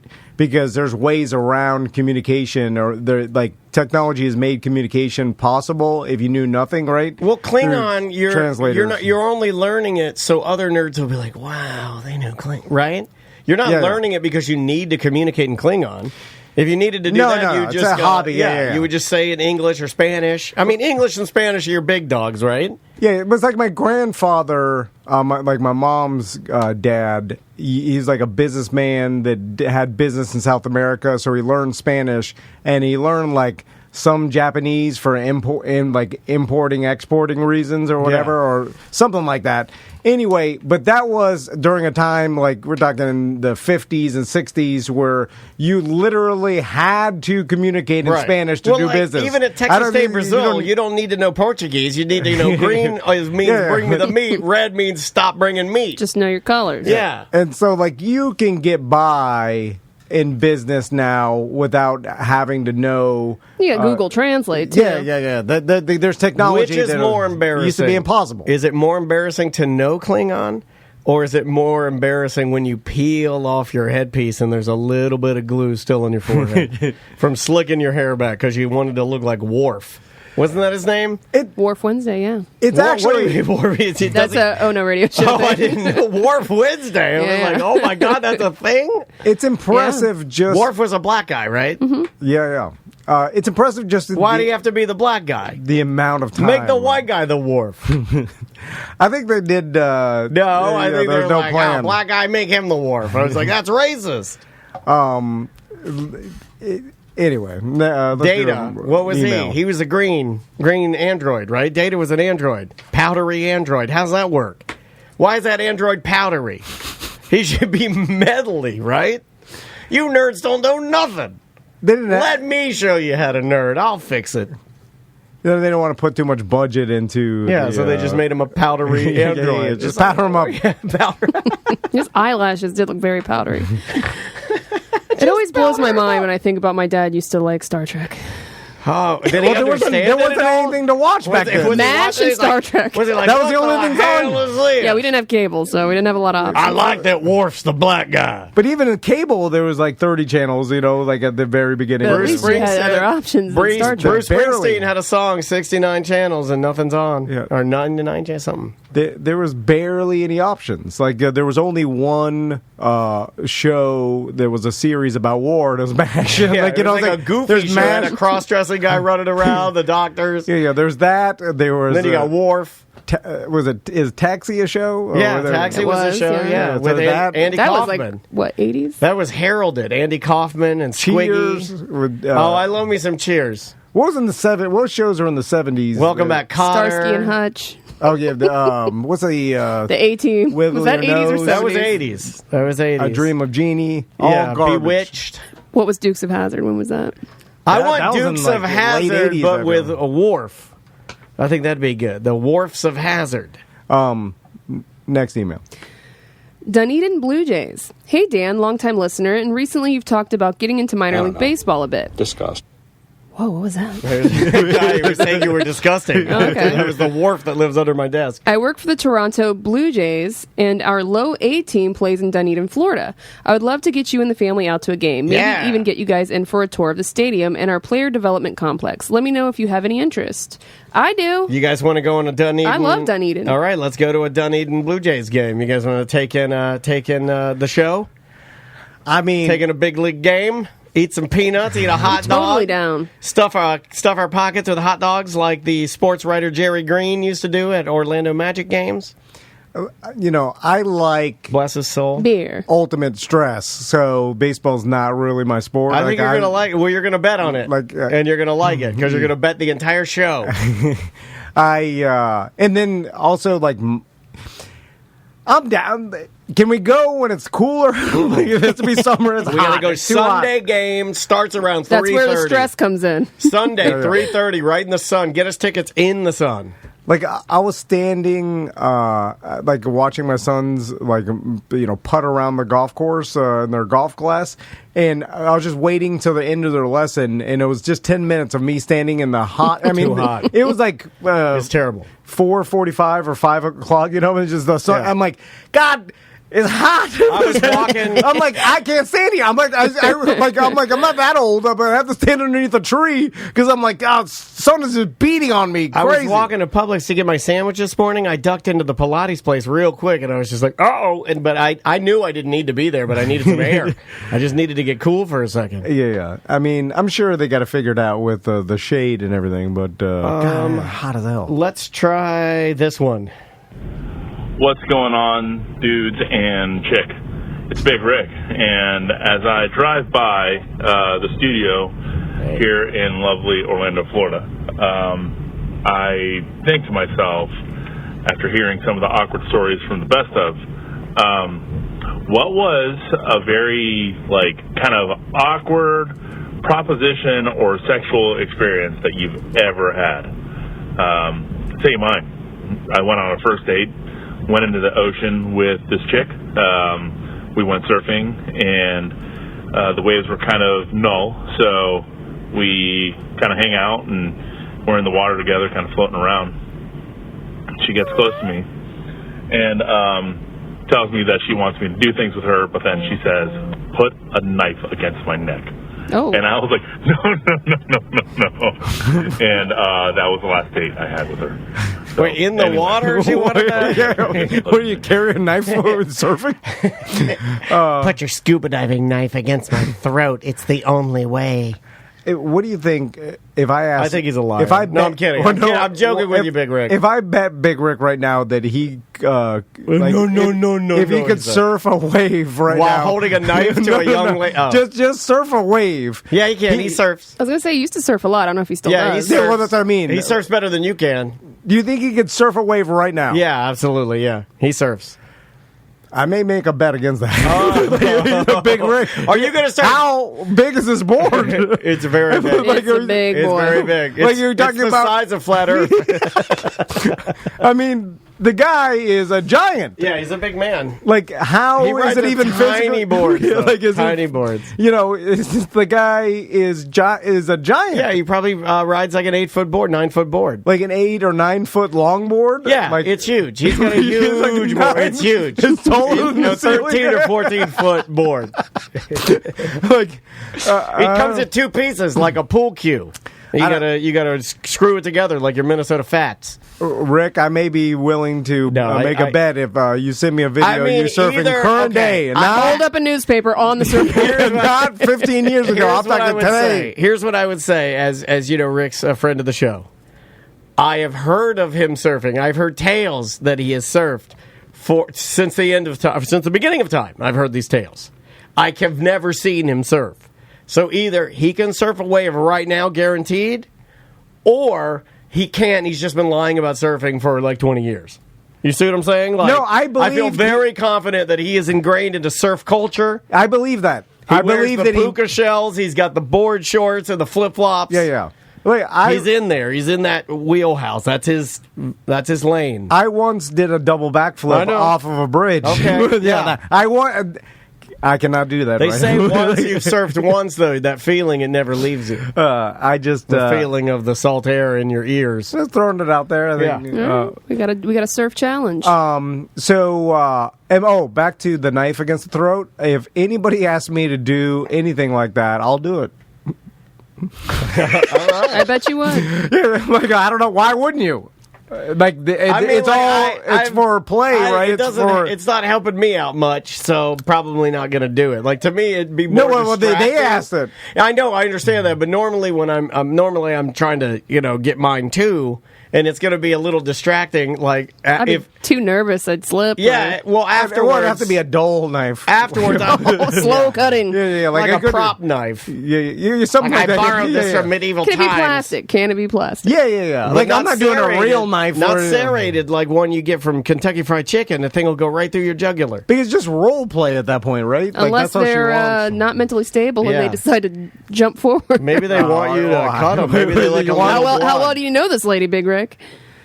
I mean, he said it was a first date, so I'm not I would say probably. I'm not guessing it's a childhood wait for friend. the knife play on that. Just my opinion. Yeah, if you're too distracting.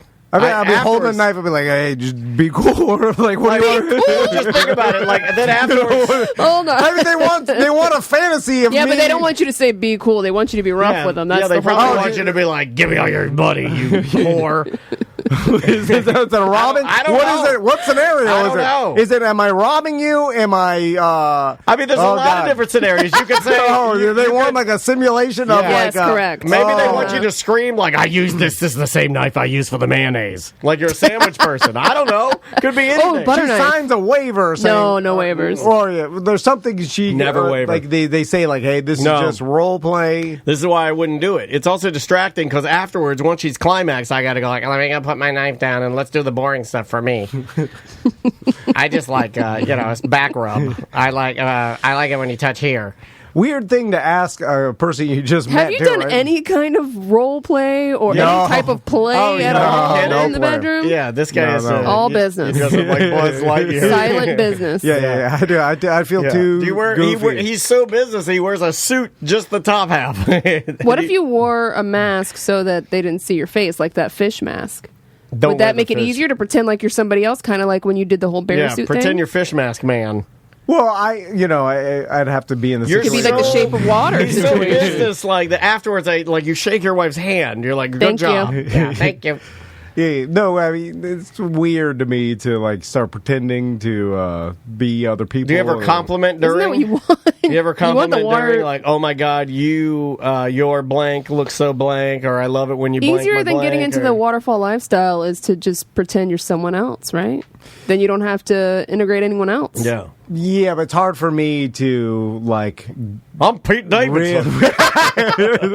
Yeah, like, I can't. That's like, I'm not scared of movies or, I don't get I don't get. Yeah, you can't immerse yourself in imagination at all. Yeah. It's hard for me to that must be suck. fantasy. God, why did I pick you as an improv partner? Why? The only fantasies he has is like divorce fantasies. Yeah, he's good with those. Death fantasies. Yeah, when we do mutual comedy suicide fantasies. Yeah, I could do that, but it's like when you're being serious. I'm with you. I can't do that either with my wife. Really, I mean, like we get I can't even imagine myself acting because it's good. I felt so uncomfortable doing that Disney movie thing that we did. Really? I thought you did a really nice job with that. No, it's embarrassing, and I can't even watch it because I'm like, it's horrible. I still haven't seen it. Not the movie. I'm just saying your part. I'm like, this is obviously acting. You're horrible. The chat is suggesting that Dan, you let Tom go through your trunk of costumes for some role play. I didn't want to talk about costumes. Okay, hold on a second. We're talking about it tomorrow on the Lifecast. For the BDM show. I did not want to talk about. We're talking about it tomorrow. Okay, that's fair. Yeah. We're going to bring it all up. I want you to bring the trunk of costumes that my wife bought me, like hand-me-downs. Hand-me-down somebody else's costumes. Let's try this one right here. All right. Pat is crazy. I'm listening to the Friday show. Pat's nuts, but he's also a great interview. And it's fun to have him in there. And he's just insane and weird enough that it works really well. Dan, you said, like, I would pay $100 of my own money to talk to this scammer. And I don't know if you guys remember this, but, like, I don't know, 3-4 years ago maybe, there was a Friday free show going on. And my brother was in the middle of getting scammed by a guy. I mean, like, badly scammed. This guy was doing exactly what was happening to Pat, like just taking him for a ride. So he called me to be like, dude, I think I'm getting scammed right now. And it was right in the moment. And then I was like, holy crap, Tom and Dan are doing a Friday free show, and I just happen to be listening. Let me see if I can connect these worlds.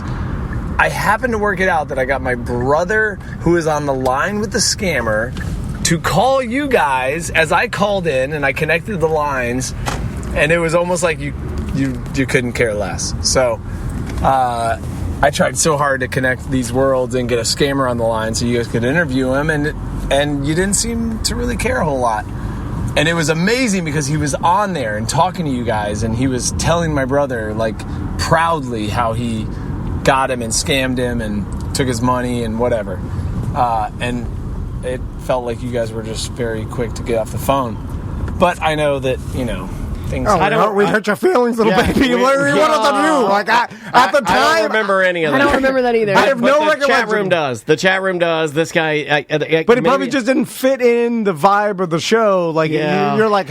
We were saying... it may have fit, but if we're not in the right frame of mind, it's hard to force a turd. Did we even know what was happening? Probably not. I mean? Like, probably not. Yeah, and if we were already going down one lane, or we're already dead set on something... like, what the hell's happening? Yeah, no, that's normally what happens, because like people will have ideas for things that they want to do with us, and yes, it's a good idea, but it just like we're not even wired to do that at the time. It doesn't fit the vibe of that particular show. I wish it did. Yeah. Sorry, sir. I'm sorry. I feel really bad for hurting your feelings now. And did the scammer, was he talking openly about like his scam and how he scams people? I mean, I'd have to remember. That's what it sounded like. We would have had to have done a good job with it, and we didn't. Also, we don't know whether things are real or fake, and then it's like if someone's just playing a prank on us, and then after they're like, that was fake. You're idiots now. Well, then like we're trying to make it work, so like there's lots that go on with the show. Have them call back.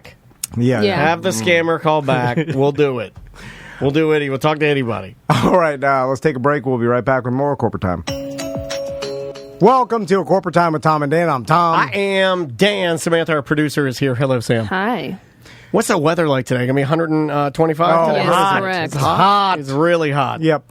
Jana and Jason are on the line. How you guys doing? Speaking of hot. We are good. We are awesome. What's up, guys? Now, we did think that Jason wasn't going to be on the show today. I was told that. My producer said, no Jason today. He's in Spain. Yeah. And I just can't stay away. He's leaving in about an hour.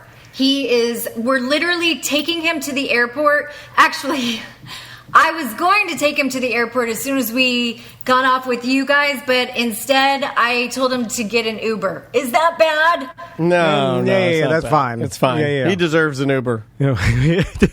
I think it's better with an Uber because you can do your goodbye at the home, house, and then you don't have to do that awkward goodbye where the guy's like, "You can't leave your car here. It's got a you got a bomb in it." Yeah, we're gonna tell you. Move it along. Yeah, I hate that. Yeah. And then I think it's better also. Yeah, and because I was gonna ask you that too, because if Jana's dropping you off.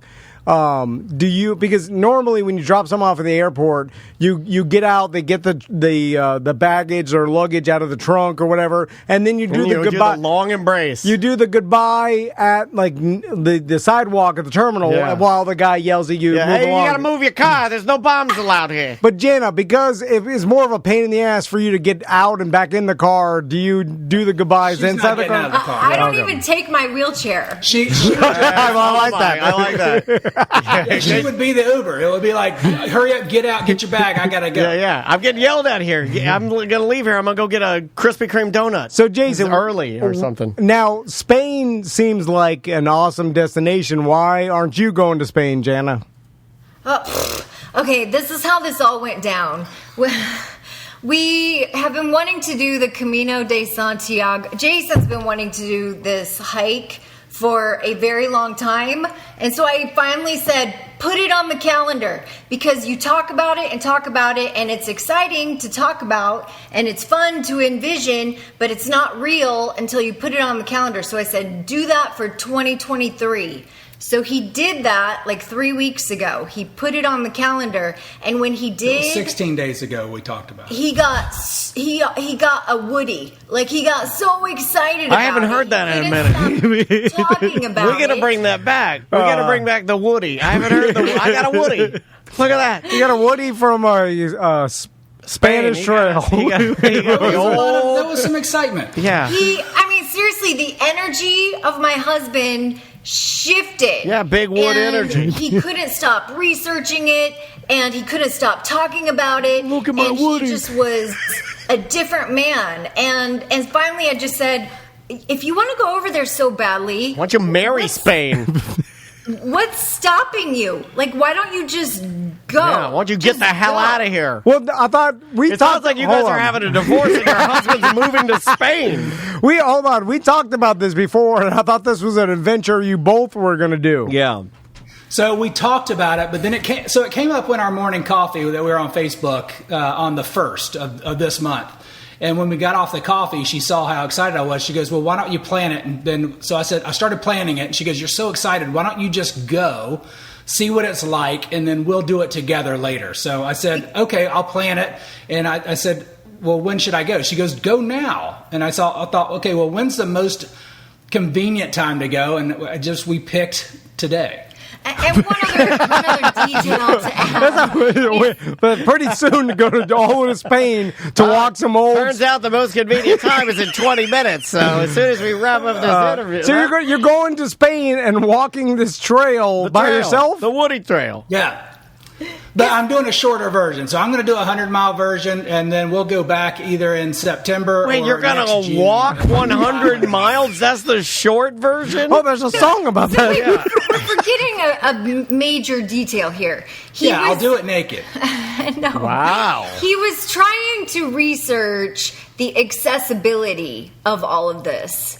And it's not really accessible. And he was having a hard time finding people in wheelchairs that have actually done it and that know the ins and outs of it. Because people in wheelchairs are smart enough to know that this is not fun. Yeah. You're going to, because it's a like a artificial, or not artificial, it's a natural trail, right? So it's like rocks and elevation change and like... Yeah, there's a lot of natural trail. There's some of it that's on the road. There's some of it that's through the mountains. So the long trail goes through the Pyrenees mountains from France into Spain. So there's a lot of logistics there. And you stay at hostels that aren't really... Yeah, those are not What kind of mountains? I think it's the Pyrenees. Pyrenees nuts. Sorry. You know, you didn't deserve that. Yeah. So, Jana, it sounds like you're not into it. You hear like this I don't hear any excitement. Yeah, because I'm with you. Like walking down the old Spanish trail. I don't even like going to De Leon Springs for pancakes. So that's an old Spanish mill. I'm like, anything old, I'm out. Old ladies, old houses, old castle. You're staying in some horrible. Give me the new tiny cot. It's hot, right? Aren't there mosquitoes in Spain? Yeah. It sounds horrible. We live in Florida. But yeah, it's hot and you have to carry your bag. I think it's 63 degrees over there right now. You have to carry your bag. Don't you? You got to rent some sort of an animal. What is the Spanish animal of choice to carry your gear? No, you have to carry your bag. Like that's oh my all God! you Look can at that! take. Look at his rucksack. Man, you're like a real backpack man. So, like, I've heard of these. Lauren Rowe called me a geek the other day. Yeah, Lauren Rowe pulled over and goes, "Oh, I went out to coffee. I went out to coffee with Lauren Rowe, and she goes, "Oh my God, did you see that geek that was like?" Yeah, the geek that looks just like her husband. Garden with a big backpack. I was like, "That was my husband." That's fantastic. So now you know there's trails in the United States, right? There's like long ones, 100-mile trails. There's the Appalachian Trail. There's a bunch of other ones I see. Yeah. Apparently, there's a different stigma here. What does that mean? You get called a geek when you walk around with a backpack. Yeah, well, I mean, like, so you're only doing it in Spain just so you don't get bullied? I like that.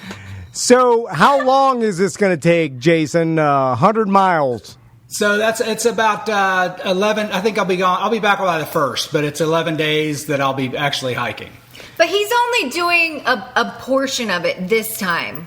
And the reason he's doing it is to kind of just get a feel for what it's like, to see if it's even going to be possible for us to do it together in 2023 and to kind of feel it out.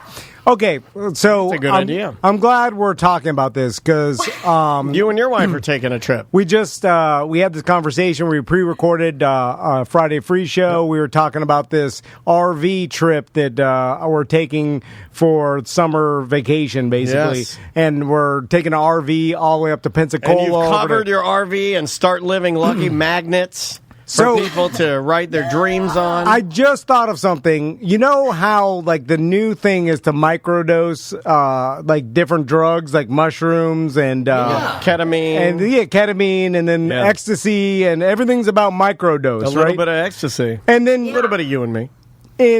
In food, like you're supposed to like have things. You're supposed to microdose food too, right? Like you have things. They don't have too much of anything, right? If you have some chocolate, microdose chocolate. If you have meat, everything in moderation. Moderation. Yes, that's what he's trying to say. Yeah. Yes. So, do you think that's that's how it should be for adventures? Follow me here. Half a skydive. Well, no, just every adventure. Like instead of doing these long, grandiose adventures, the 100-mile trail, the RV trip to Pensacola, half a day in the rainforest, like 3 hours in the desert. How about just microdose adventures? That way, you just get a feel. Yeah. Like instead of doing 100 miles, you do 2. So you get over there. I know what it's like. And you get a taste. You're like, all right, I see. Yeah, it's hot. I sweat a little bit. I'm walking, and then I stay in a hostel just for lunch. Yeah. And then that's it. You're like, this is creepy. I'm out of here. And then you just get the idea of what it's like. Instead of going through the full-blown 100-mile, full-blown 7-day, 11-hour drive RV extravaganza. You take one train ride in Europe from like France to like some other small, like some area. 100%. Don't read the whole book. Just read a paragraph. Just get the idea. Just get the idea. Yeah. That's all you need, right? Yeah, you don't need the full experience. Because I feel like you'll get 80% of everything you get out of an adventure. You won't get the full adventure, it's like kids. But 80% is fine. It's like when you microdose mushrooms, you're just like, all right, you're not seeing the walls drip, but you're getting like, I feel it's good. Like kids, you'll never know what you're capable of. I know what I'm capable of. And you know what I'm capable of. Yeah, Jason, you know. Have you guys ever finished like a marathon? No, never even started one. Yeah. We love giving up. Or at least I love it. We're the giving up guys. Yeah. You know, like if I ever face any sort of tremendous adversity, I'm gonna just give up before I I'm not gonna battle anything. I'm not gonna overcome anything. When the S hits the fan in my house, the first thing I do is I put my hands on my face and I'm like, I can't do this. How about this?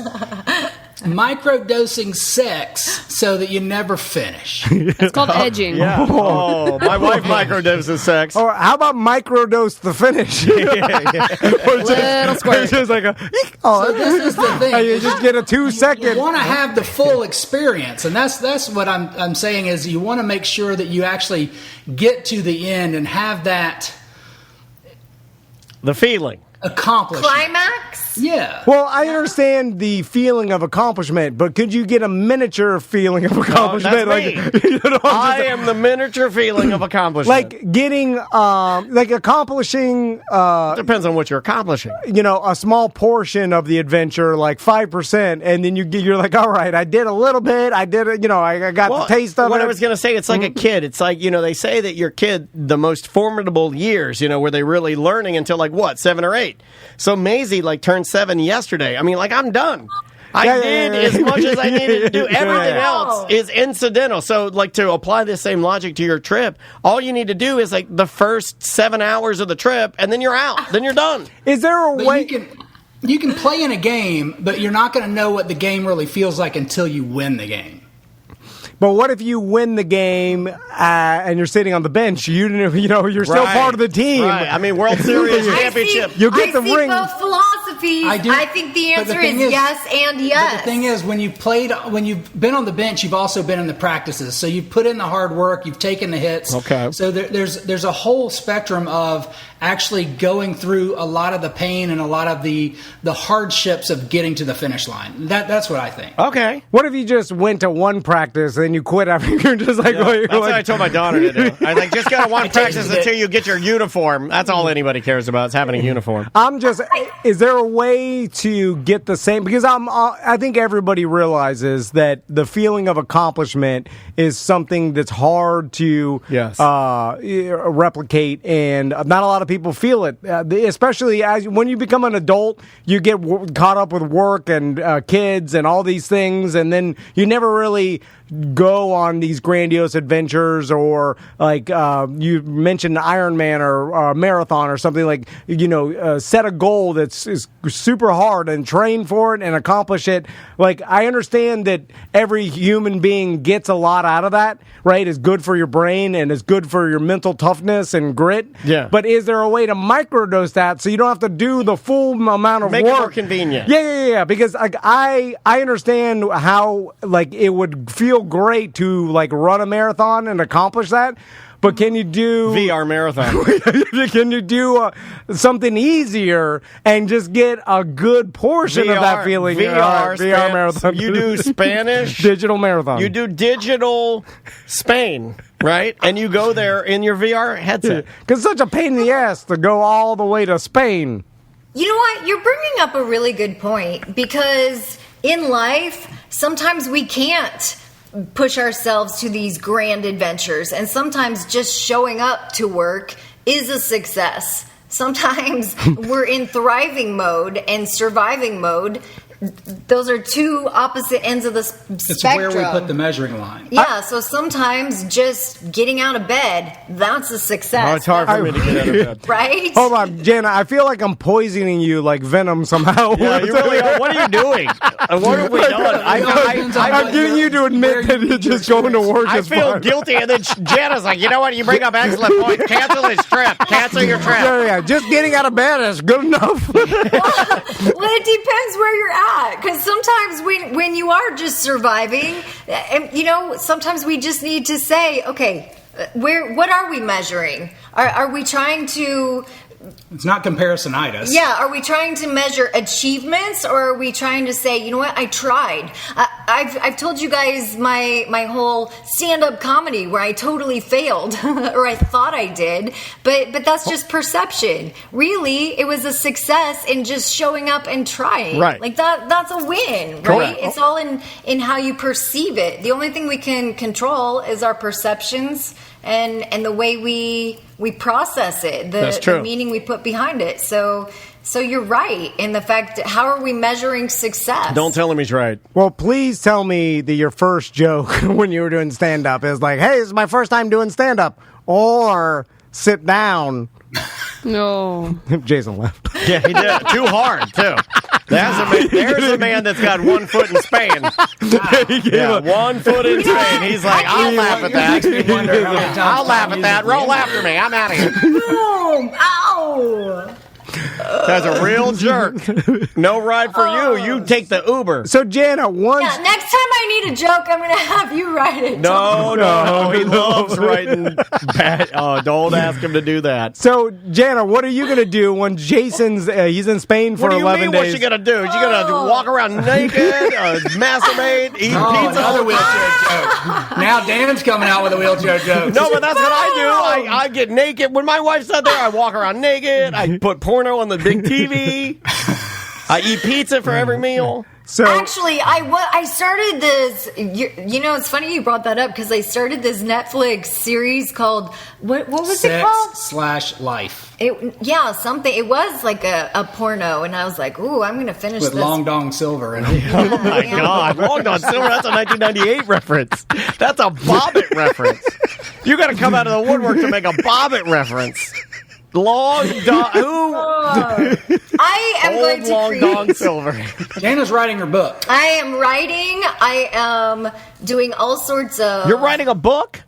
Yeah, I'm trying to finish it. Trying to finally finish it. Nice. And that's 2 words. We told you guys that our friend died this morning. I'm sorry. And the last conversation I had with him was he didn't want to die with a book in his soul. And I was like, oh, that's kind of like synchronistic that he died this morning, the day that Jason's leaving.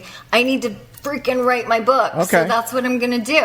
I like that. So when you're writing a book, because this is something I'll never do because why? Why? I can't spell. Yeah, it would be so. Oh my God! Talk about a torturous read. You should see my business emails. I mean, I read them back, and I'm like, I don't think they're going to buy it. Who would buy from this guy? It's like we all know, are so long. I don't know where to use commas. They just ramble on. It's almost like you ever look at a homeless person when you're driving and you see their sign and you're like, oh, that's bad. You should have never written that because you realize that it just looks like crazy. It would have been better if they just stood there like a homeless person with no sign. Yeah. You read I need a ghostwriter. Run-on sentences? Is that your style, or are you the type that edits and edits and edits before you hit? There are a lot of misspellings, run-on sentences. I can't. It doesn't even understand what word I'm trying to spell. Different indents. I can't get the blue line out of there. Yeah, the other day he had the indent all the way over to the side, and I had to come in there and like. Daniel saw it. You always you get something new. Every email he sends, by the way, is a different font. Every single email, new font. Does your signature usually end and you're going to have to trust me on this? No, he never signs anything. He sends them like text. So I'm curious about the book. Like once you are finished writing your book, what happens? Like I don't know the business of books. Like the book business. Do you can you give them out to your friends and your mom and?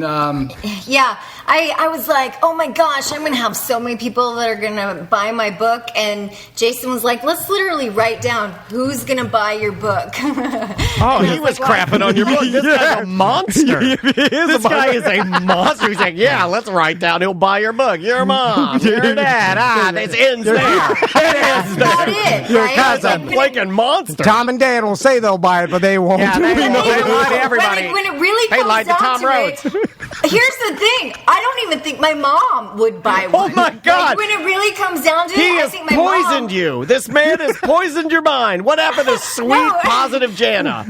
You Spanish devil. My mom is like, oh, we watched your coffee. I'm like, no, you didn't, Mom. We know who watches our coffee in the mornings, and you're not one of them. Oh, my God, your mom lied and said she watched your coffee, but she didn't? Oh, I like that. God. I like that she doesn't understand technology. Like, when you go in there, I can see you. That's like I used to lie. We know who's watching, Mom, and it's not you. I used to lie to Linda Bird about going to all of those mandatory meetings.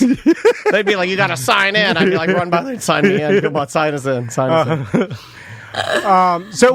When you finish your book, do you pay someone to publish it? You can either find a place to see if they're interested, or most people self-publish, like Kratom Carey. He self-published. You see how that went for him. So you either self-publish, so you pay to have it published, or you try to get a deal where someone else is going to publish it, and then they're going to pretty much own the whole book, and then they pay to market it, and you get a very small percentage of it. Gotcha. And do they, like, how do they know? Do they read? Do they have someone employed that reads it all? No, they don't read any of them. That's the weird thing about publishers. They just. And then they're going to say, all right, I can either make money on this or I can't. And if they can't make money, they will not publish it. But if they think I can make millions on this and I can pay them $1,000, then they'll publish it. It's weird that they, like, I wonder who makes that determination. Like, they have, like, a professional reader that just reads the book and be like, good, bad. I think it goes a little higher than you think, and I think a lot of it has to do, like when record labels have like one guy that'll listen to stuff and he knows what's going to be a hit. I think it's almost like that. But you think like Lorne Michaels. I think of a guy like that where like there's just people that know, and their job is to know what's gonna. But there's got to be like a team. If you're you can't be one person because there's probably thousands of people. Everything can't go straight to Lorne, right? And they want to put you in like a box. They want to say, oh, Jana, we want to put you in inspirational. Like that's exactly where they want to put me, and I'm like, like, I don't want to be in that box. You want to be in sexual fiction. Sometimes, sometimes I do. Yeah, tentacles. And sometimes it feels like. Have you heard the term inspirational porn? Have you heard that? No. There's inspirational porn? I would actually think I would be into that. They use the wheelchair as like a. It's inspirational porn. Like, oh, you're such an inspiration, and they kind of wait a minute, you're naked in a wheelchair. They massage It's the fact that the only reason you're an inspiration is because you're disabled. Oh, I thought it was I thought it was you naked in a wheelchair. I'm like, that'll like, call me. I'm trying to be respectful, but I was like, it will work. And that will work. It's funny you say that because there's like a weird group of people. Have you heard of devotees? Devotees. There's like a guy, he's got a leather mask and roll over my balls. There's a weird sector of people called devotees, and all they want to do is look at disabled women's feet. That's you. Tom is a disabled women's foot man. You've told me. I've had a nickel for every time he's like, I can't do nothing. Why? I see disabled women's feet. Is there any difference, or just because they're? It's just they're really into disabled people. Like I could be retired right now if I responded in the way in a financial way to however many requests I had for pictures of. I think oh my God! This is something I never knew that there was like. I guess there's something for everybody. Is it because we had a fans only page? It'd be over. I think it's we've been telling Sam that for years. Get rich. Once she opens the floodgates, cash me outside $50 million. $50 million. She bought a house with cash, $1 million house in Miami. Yeah, it was like a $1.7 million. She was just like, "Here's the cash." $50 million. Anyway, is it because your feet are really soft? They're softer than That's what they ask, you pervert. You pervert. I knew he was one of this. Is it because I'm just doing your feet 2 years of dating to know I like how he said that. Like he had to. He tried to fake like he had to muscle through that. But you've never wanted to ask that question more in your life. No. I assume. But my hands are like man hands. Yeah, keep talking. Yeah. Do they want to see your hands too? Yeah, Jason's like, don't use your hands. Yeah, get them feet out. Yeah. Man, hands, soft feet. Come on, baby, get that meat. All right, we're going to get into it. Jason's got to go to Spain. I don't want to hold you guys up. So Jana and Jason's show, are you guys going to do it remotely? And Jason's going to be in Spain? How's that going to work? We're going to try. We've been upping our tech game. It's probably going to be a disaster, but we're going to try. That's fine. And that'll be the fun of it. So what time do you have to wake up for your morning coffee? And if Jason's waking up at 6 a.m. in Spain, what time is it in the United States? Yeah, so if she's going on at 6:55 a.m. in Spain, I'm going to have to wake up at noon 55 in Spain. It's not bad. You can do that. Oh, yeah. Well, you'll be on your hike already, right? Like, hopefully I'll be done because I'll still be getting up early in Spain. And I'll be hiking for about 10 miles. I think this is going to be cool, man. Are you afraid about like them robbing Gringo as they, the tourists? No, so the saying on the Camino is the Camino will provide. So I'm hoping that it's about 200,000 people do this trek a year. So I'm hoping that it'll be very fluid. I'll meet a lot of people, and it'll be really cool. And the real way of doing this is you're supposed to not take any money with you. You're supposed to go from little village to little village, and you're supposed to do kind of work for your do food. dishes and do service to. I have a dream about it. What kind of service? I have a dream about leaving my family and just going small town to small town, and then I'll just wash dishes in any diner. Yeah, but what if to make my money? But what if they get out of here? We're like, we don't need you. We got Frank. He's I'll be like, I will sleep with you, sir. Yeah, like, do all the towns just have work for wanderers? Yeah, you clean. Everybody's got potatoes to clean. You can clean. Oh my God! You can clean my potatoes, or you can roll over my potatoes with your wheelchair. Oh, even like this is even in 2022. I feel like that sounds like an old timey thing. We got a robot washing our potatoes now. Potatoes are timeless, Tom. They really are. Timeless. You can take that to the bank. They are the timeless tuber, the potato. Jason and Jana, check out their show. It's the Jason and Jana Show on Facebook. StartLivingLucky.com. Yes. StartLivingLucky.com, live from Spain, starting on, I guess it'll be tomorrow, right? Tomorrow, live from Spain. Well, guys, safe travels, Jason. We hope you do well. Thank you. Thank you so much for everything. I'm very sorry. Love you. Well, we love you too. too. Like you. Well, you don't want to be like us. And I'm very sorry, guys. In a serious note, I'm very sorry to hear about your friend passing. And I hope that you. Thank you. One last thing. Have you already talked to Sal? Sal Volcano? Yes. We have not yet. We're working on trying to get an interview with him, but his show is technically, the tickets go on sale today if you're hearing this on the radio, but his show's in December, so we'll probably talk to him hopefully in the next couple months. Because Jason has the... Show him. No, you got to stand up and do it. You have a Sal Jason Volcano has this tattoo? signature dance move. Yeah! And Sal has the exact same one. So if you talk to him, that's a synchronicity. Okay. I'll make sure to bring that up. Hey, my friend dances like you. He'll love to hear that. Get him over his fear of cats, too. Oh, yeah. I'm sure he'll be super interested. Oh, that's great. F you. Hey, I got something super interesting to tell you, Sal. My friend Jason, he does a little dance like you. Like, I have a video of it. Hold on. Double Dutch. Oh, the double touch. Okay. Bye, guys. All right. Bye, see you. guys. All right, bye. See ya. See, I got to get them out of here. They're too crazy today. I just assume all celebrities don't care about anything I tell them, right? Yeah. I get embarrassed. I always want to share a moment with people. I'm like, oh, hey, I really enjoyed your... And they're like, okay, great, yeah.